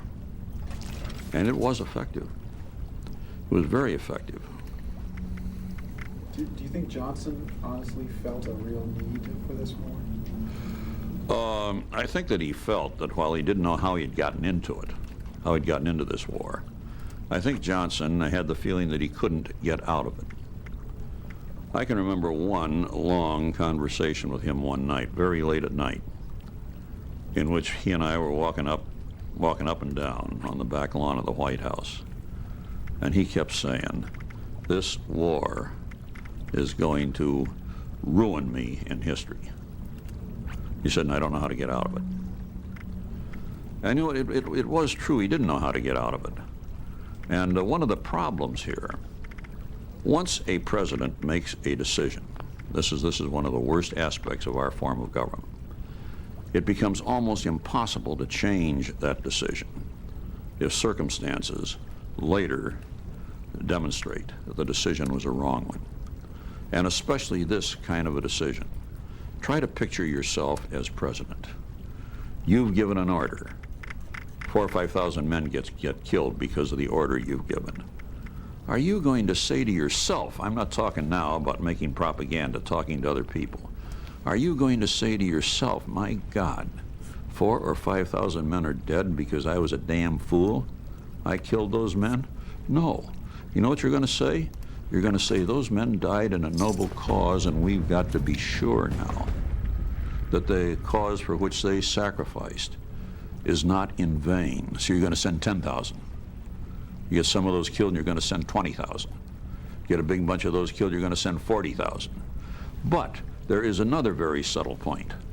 Once the government decides that a president has made up his mind the whole force of the government closes in to reinforce his thinking and to tell him how best to do it. The advice a president gets after a certain point is not whether he should or should not do something. He'll get that at the beginning. But once he makes a decision, then everybody tells him how best to do it, which means that they're reinforcing him in his original decision. And you'll get some very peculiar things here. Let me give you one example that still haunts me. I left the White House. I turned against Vietnam myself, but also the main reasons that I left were because of arguments with Johnson as to how the press office should be conducted. I ran into an old friend of mine, a man that I hadn't seen in many years. And he and I repaired to a bar for a drink, and I learned that he had been in Vietnam, where he'd been engaged in the pacification program. He was the man who went through the villages and to check and see whether the villages had actually been pacified. Now, I'd believed in those figures when I was in the White House, because they seemed pretty logical to me, and I know the people in the government don't really lie. What he would do, he would check to see whether the people in the village had paid taxes to the Viet Cong recently. Did the people of the village have a chance to wander out at night? How long had it been since they'd last seen a Viet Cong? And okay, those are pretty good questions, and I think pretty good indices. But the first thing I heard from him was that he was only able to visit each village on his beat for 1/2 hour every month. He had so many villages. Now, I was really aghast at that because his French was like mine. I can order a meal in a restaurant if the waiter speaks some English. And he spoke no Vietnamese at all. But I have been among primitive people. And one of the strange things I've learned is they can read what's in your mind and you can't read what's in their mind. That's because you're top dog. You're representing the United States, the great imperial power. And so the picture flashed. Here's this long nose standing in a Vietnamese village. Long nose is the phrase they have for us. Everybody wants to get rid of him. Get rid of that no good as fast as you can. If anybody smiles at him, they'll be taken out that night for a little bit of remedial education. The Viet Cong might lob in a mortar shell while he's standing there. All sorts of bad things happen. Get rid of him. What's the best way of getting rid of him? Tell him what he wants to hear. What does he want to hear? He wants to hear what's going to make Saigon happy. What's going to make Saigon happy? What makes the Pentagon happy? What's going to make the Pentagon happy? What makes the Situation Room in the White House happy? What makes the Situation Room in the White House happy? What makes the president happy? And what the president was actually getting was radar echoes of what he had sent out himself. Now, nobody was lying in the process except the villagers. You can't blame them. Harakiri is not popular in Vietnam, I can assure you. But you see, what was really going on here is there was a reinforcing process in which almost everything that came to Johnson, there were no actual lies, but everything that came to Johnson was couched in terms that would appeal to him, and everybody assumed that what he wanted was to win the war. And I've written a whole book about this, but that's the thing that really first got me to worry about the presidency. Richard Brevard Russell, senator from Georgia, had one of the best minds of anybody that I ever met in my whole life. As far as I was concerned, he was the best mind. Richard Brevard Russell, senator from Georgia, had one of the best minds of anybody that I ever met in my whole life. As far as I was concerned, he was on the wrong side of most issues, because after all, a Georgia senator would automatically be against civil rights, many things that I was for. But there was no questioning, not even slightly, the quality of that man's mind. He could have gone to almost any university in the world, taught almost any course in history, could have taught almost any course in law. And I was talking to him about Vietnam once, and at that particular point, he was advocating sending troops north to take Hanoi. And I said to him, well, Senator, isn't that rather drastic? He said, wait a minute, George. He said, I was against going in there at all. And I checked, and he was right. He had been against it. He said, I think It's the worst mistake our country has ever made. He said, because the American people are not going to support a war in which the objective is not victory. He said, if the American people see they're going to win something, okay, they will sacrifice. But the whole theory of Vietnam was to punish the North Vietnamese enough that finally they would make a deal. I remember once calling a meeting. I was being pestered with the press when I was secretary as to what the objective of being in Vietnam was. And everybody sort of flummoxed around, State Department, Defense Department, CIA. Finally, one of them said, well, Mr. Secretary, that's very simple. It said the objective of this war is the status quo ante. I remember I yelled. I said, for the love of God, do you mean we're fighting for the status quo ante? Can you see the troops going down the street and people standing on the sideline saying, we shall die for the status quo ante. The status quo ante or bust. And, you know, Russell was right. We were fighting for the status quo ante. And people will not fight to make things the way they were before the fighting started. My God, that was good.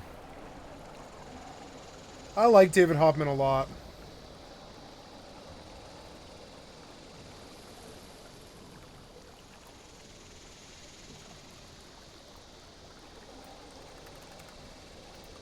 I like the way this guy talked a lot, actually.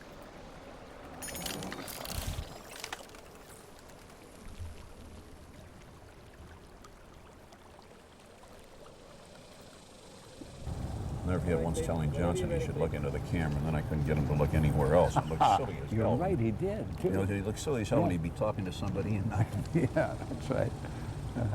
Right. George, you were President Lyndon Johnson's press secretary. How many years? What years? I was his press secretary for about a year and a half, from 1964 job, to the middle of 1965 when I left the White House. Of course, I was with him much longer than that. Then.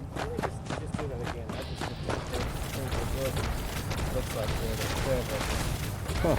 Well, the Jesuit fathers back at Marquette would appreciate that. Pax Vobiscum. Et cum spiritu tu. That well. Okay. George, you were President Lyndon Johnson's press secretary. For how long and what years? I was his press secretary from 1960 through 1964 and through about half of 1965. Well, that means that you were there during the time of the Gulf of Tonkin incident and the major escalation in the Vietnam War. Well, in retrospect, the Tonkin resolution passed the Senate, as I recall, almost unanimously, right? There were two votes against it, Wayne Morris and the man from Alaska, Green, Ernest Green. But today, many people in the United States and informed people around the world generally feel that that Tonkin incident either never happened or was greatly exaggerated. I think that what one must realize is that they're looking at it in retrospect. I was in the White House that night, and there was no doubt in any of our minds that this was a direct challenge to the United States. Since then, of course, all kinds of facts have come to light, which make it very clear that what was probably happening was a passing school of porpoises or something like that. You know, there's one problem with the White House, and I have not seen this commented on very much. The White House, the president is always forced into making decisions at a time when the information is not and cannot be adequate. The only person that was really adequately informed that night was the skipper of the boat. And he was up on the bridge where he ought to be, not down in the cabin composing careful messages to Washington. Well, there's an impression that perhaps the White House wanted to believe it was not a school of porpoises, though. I don't think so. I think what happened is that later on, when it became apparent that this was a very useful way of keeping the United States in Vietnam, I think that then the president seized upon it and used it that way. In other words, what I'm saying is I have no doubt whatsoever that his motives that night were quite pure, but that later on he took advantage of it to do a lot of things that should not have been done. George, what about the Washington press corps? Did they, to a man and to a woman, did they accept the statement of the Tonkin incident, or did they try to check the story, or was there any way for them to check it? There was no way for them to check. They accepted it unquestionably. And I don't blame them because, for that matter, everybody that I knew in the National Security Council accepted it, and everybody that I knew in the Defense Department accepted it. The facts that have come out since then have put quite a different light on it, but there was no doubt in anyone's mind that night as to the story. And no doubt in the press corps. There was no skepticism whatsoever. And how long did that continue? I think that it continued for about a year. What finally really brought the skepticism about was when Dave Wise started to make a very thorough examination of the thing. Dave Wise, identify him. Dave Wise was then a correspondent. In fact, he was head of the Herald Tribune Bureau. He has since written a couple of books, one called The Politics of Lying. And I think what started him on the book was his investigation of the incident, in which he discovered how highly dubious it was. Well, why wasn't there an earlier investigation? Why wait a year to get into it? It seemed, what was the caliber of the press corps? It wasn't a question of the caliber of the press corps. It had just never occurred to them that there was anything to question. You know, one of the problems, we're looking at Vietnam in retrospect, and we know all kinds of things now that we didn't know then. One of the big things that is that very few people realize is that the American information on Vietnam was virtually zero. It was nil.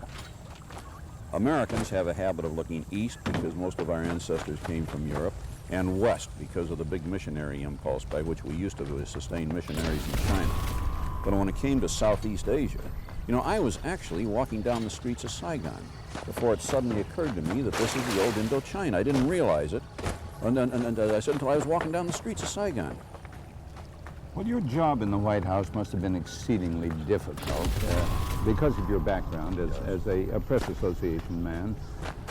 You identified with those people on the other side, yes. And I presume you tried to reduce the classic adversary relationship to a minimum. But was there such a relationship? Oh, of course, there's a classic adversarial relationship. It's gone back throughout our entire history. Mm-hmm. You only had two presidents that didn't get into a kicking, fighting, screaming, kicking match with a president. One was Jerry Ford, and he wasn't elected. You know, he came to the office by appointment. The other was William Henry Harrison, who died 1 month after he took over the job. Every other president has fought with the press. It's built into the, because they see different worlds. There's no way you can reduce it. And in fact, I don't think you should reduce it. I'd get worried if it were reduced. Well, every time I think of the job of the press secretary of the president, I sometimes feel that it might be like being a defense attorney who's defending a client who you know is guilty and probably has committed 4 or 5 murders. No, not necessarily. You see, again, that's the press viewpoint. Huh? The real problem is to be the kind of a press secretary that I was. I understood the press and I understood the president. And I understood the fact that it's in the words of Kipling's old poem about East is East and West is West and never the twain shall meet. That is precisely the problem. The president sees a different world than the press sees. The president does not regard himself as lying at all. I think Lyndon Johnson went to his grave in absolute conviction that he had told the truth each time. And of course, he told an awful lot of whoppers. I know he told whoppers, but I don't think he knew they were whoppers. And this is one of the things that makes the job so impossible. I didn't want it. If anybody ever got drafted for a job, it's George Reedy. When he got drafted as press secretary, I was pulled in there kicking and screaming and yelling because I had understood from the beginning that there is such a fundamental difference between the outlook of the president and the outlook of the press that there is no way in the world it can be reconciled. You were there at the time when the Pentagon was reporting what was going on in Vietnam to the Washington Press Corps. At the same time, the correspondents in the field were filing their stories. And as we all know, there was a difference in those reports. Right. Were you caught in the middle on that in any way? Yes, but again, not so much by the Washington Press Corps. Because you see, the difference in the reports was not quite so much a difference in the facts. The difference is primarily a difference in viewpoint. If you look over all of the various reports about Vietnam and eliminate some of the emotional tones to it and eliminate some of the viewpoints, what you're going to find out is there was not too much variance on the facts themselves. The variance was on how people were looking at the facts. To put it very simply, I believe that if Tet had happened 2 years earlier, I think the American people would have swallowed Westmoreland's concept that it was a victory. Because one can look at Tet and say, why, this was a big American victory. Of course, I think you'd have to be an idiot to look at it that way, but that's not quite what happened. You're looking at it with different eyes. By the time it had actually happened, there had been a huge shift in the American perception of Vietnam. Mostly, I think, because we started to put draftees in after '64. Well, the... How come it was so popular? People so believing in it, so always have an idea. Sure. Yeah, that's a good one. Yeah, good. Let's do that. You still rolling? Let me put it this way. See, after '64, no draftees were sent into Vietnam. The only soldiers in Vietnam were professionals, and nobody really cares what happens to a professional soldier. They figure he signed up for it. If he gets killed, well, he knew what he was getting into. But after '64, they started to put in draftees. And all of a sudden, Mrs. Clancy discovered that her kid had been winged, crawling around the rice paddy. He's like delivering a script. Heard of. Now, I think that when a lot of Mrs. Clancy's lost their kids there, and a lot of Mr. Schwartz's, and a lot of Mr. Mulligan's, that all of a sudden people begin to say, hey, wait one little minute. What are we doing over there anyway? I think one of the things that happened in the United States was an enormous sense of betrayal because people hadn't heard of Vietnam. And all of a sudden they discovered their sons were dying there. Now, actually, they had just as much information on Vietnam as anybody could have had.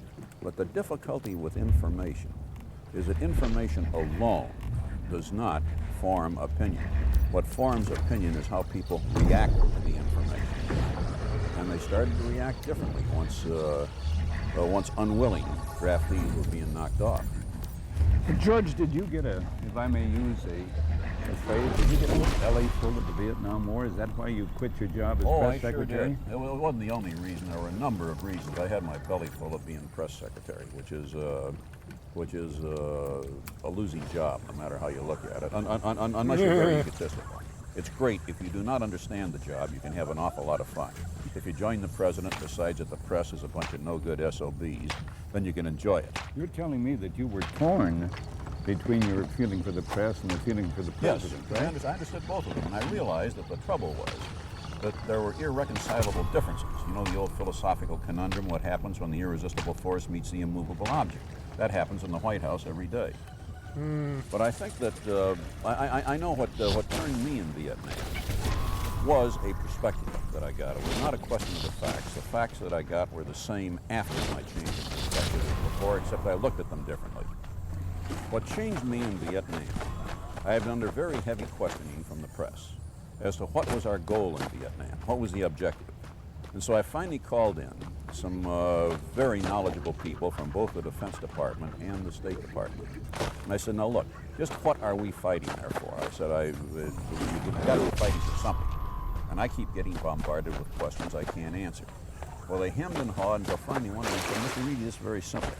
We are fighting for the status quo ante. I said, you're fighting for the what? Well, status quo ante, that is Latin for the situation as it existed before it changed. And all of a sudden a picture flashed through my head. I kept thinking of soldiers marching down the street, the drums playing, bugles blowing, banners flying. On the sidewalk you have crowds yelling, hooray for the status quo ante. We shall die for the status quo ante. Well, I knew immediately the American people were not going to fight or die for the status quo ante. And that tore it. Well, that tore it for me. I didn't know enough about Vietnam. I'm still very modest about what I know. Hooray for the status quo ante. We shall fight for something. And I keep getting bombarded with questions I can't answer. Well, they hemmed and hawed until finally one of them said, Mr. Reedy, this is very simple. We are fighting for the status quo ante. I said, you're fighting for the what? Well, status quo ante, that is Latin for the situation as it existed before it changed. And all of a sudden a picture flashed through my head. I kept thinking of soldiers marching down the street, the drums playing, bugles blowing, banners flying. On the sidewalk you have crowds yelling, hooray for the status quo ante. We shall die for the status quo ante. Well, I knew immediately the American people were not going to fight or die for the status quo ante. And that tore it. Well, that tore it for me. I didn't know enough about Vietnam. I'm still very modest about what I know about Vietnam. I spent 3 days there to come up with big feelings about Vietnam, but I did know that the American people were not going to fight and die just to make things the way they were before the fighting started. Well, would you say, to get back to my original question, that Vietnam, more than anything else, was the main reason you stepped out of that job? I would think so. For one thing, the president didn't trust me at that point. He was afraid that if I had too much information, I'd tell the press. And so what happened, I found myself being cut off more and more. However, I also had a horror of being the kind of sorehead that I've seen walk out of the White House. And about that time, I was getting some very, very severe problems with my feet. They required extensive surgery. I had to walk around in casts for about a year. And so I just quietly slipped out. And I'm rather glad that I did, because slipping out quietly that way, I had a chance to reorganize my thinking, to get some perspectives in the White House. It led to a couple of books, which are now very standard in political science courses. And I don't think I could have done that if I had just charged out of the White House yelling my head off. It's still a tremendous tragedy, but one must realize what the tragedy is. The tragedy is that Johnson himself got sucked into this, just as badly as the American people got sucked into it. He knew that it was going to hurt him. He told me many times that it was going to be his downfall, but he didn't know what to do. Didn't know what to do. George, who sucked him in? It's not a question of who sucked him in. It's a question of the circumstances that sucked him in. You know, nobody will ever understand Vietnam, in my judgment, unless you put it into context. First of all, you must realize that we did not have one single senior officer in the government that had ever served a tour of duty in Vietnam. None. We knew nothing about it. Before World War II, if we had problems in Vietnam, we went through the French desk in the State Department. Secondly, though, our political leadership at that time, consisting of men like Johnson and Nixon, had cut their political IT on the days when the Republicans had torn the Democratic Party to pieces on the thesis that they had lost China to the communists. It was a nonsensical thesis. We never had it to lose, but that doesn't make any difference. The reactions in the country were terrible. And I think both Johnson and, for that matter, Nixon had the idea I miss that if American any more men who territory talk fell to and the think like communists, this. that the United States was going to get into a terrible upheaval. But then there was another very insidious factor. It was that these men had also cut their IT back in the days when the Truman Doctrine in Greece had worked. And I think that they were under the illusion that Vietnam was like Greece. They didn't realize it was a totally different culture, that there was no Tito to shut the border, the only reason that the Truman Doctrine worked, and that they were trying to do things in Vietnam that were really modeled toward a Western nation. But then there's one other very, very insidious thing. My most vivid memory is the day after Johnson became president. And he called a meeting, and all the Kennedy people and all the Johnson people were in that meeting. Now, I knew that Johnson wanted to demonstrate a continuity of Kennedy policies. He wanted to show the country that a crackpot with a mail-order rifle could not kill the United States. And I suddenly realized the strange air in that room. He was looking to the Kennedy people for an idea what Kennedy would have done, and they were looking to him for an idea what he wanted done. Now, either at that meeting or a later one, I have a feeling that somebody misread a signal, and that Johnson thought that Kennedy was going to continue to prosecute the Vietnam. I don't think anybody knew, but I think that's what he thought. And I think that, therefore, that he beefed it up a little bit without realizing that every step was a greater commitment. You know, a president of the United States is in a peculiar position. He gives an order and somebody gets killed. Well, he's not going to say, my God, those people got killed because I was a goddamn fool idiot. What he's going to say is those men died for a cause, and we've got to see if they don't die in vain, so he sends more men. It becomes quicksand. Well, we all know that President Johnson was under tremendous pressure because of the reports that were coming in from the correspondents in Vietnam. What was his attitude toward them? I think he believed that they had been taken over by communist propaganda. He became quite paranoid in the closing days of his administration. And he saw plots everywhere. In the opening days of his administration, he saw plots that were directed by Bobby Kennedy everywhere. And then later on, I think he believed that there had been a communist infiltration. Not that he thought that these correspondents were communists, but that they had been taken into camp by the communists. You know, one of the difficulties that a president has, every president does this, he reads reports that are contrary to his view of the world. And consequently, since he believes his view, then these reports must be false. They must be the result of a plot by the Eastern Establishment Press or the Communist or the Conservative Press. This is a defensive mechanism that almost any human being is going to go through, but he became very defensive.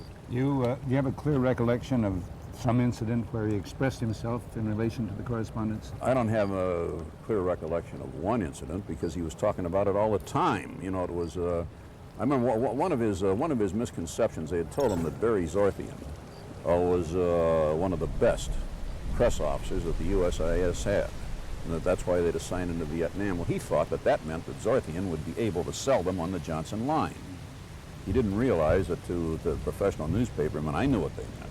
They meant that he could maintain his credibility and his integrity with them. Zorthian is good. He's awfully good. But Johnson was expecting Zorthian to do something that nobody could do. He'd have been a magician to do it. George, do you think that the United States will ever exercise this feeling of guilt and confusion that we have about Vietnam? Oh, yes. A nation does not bear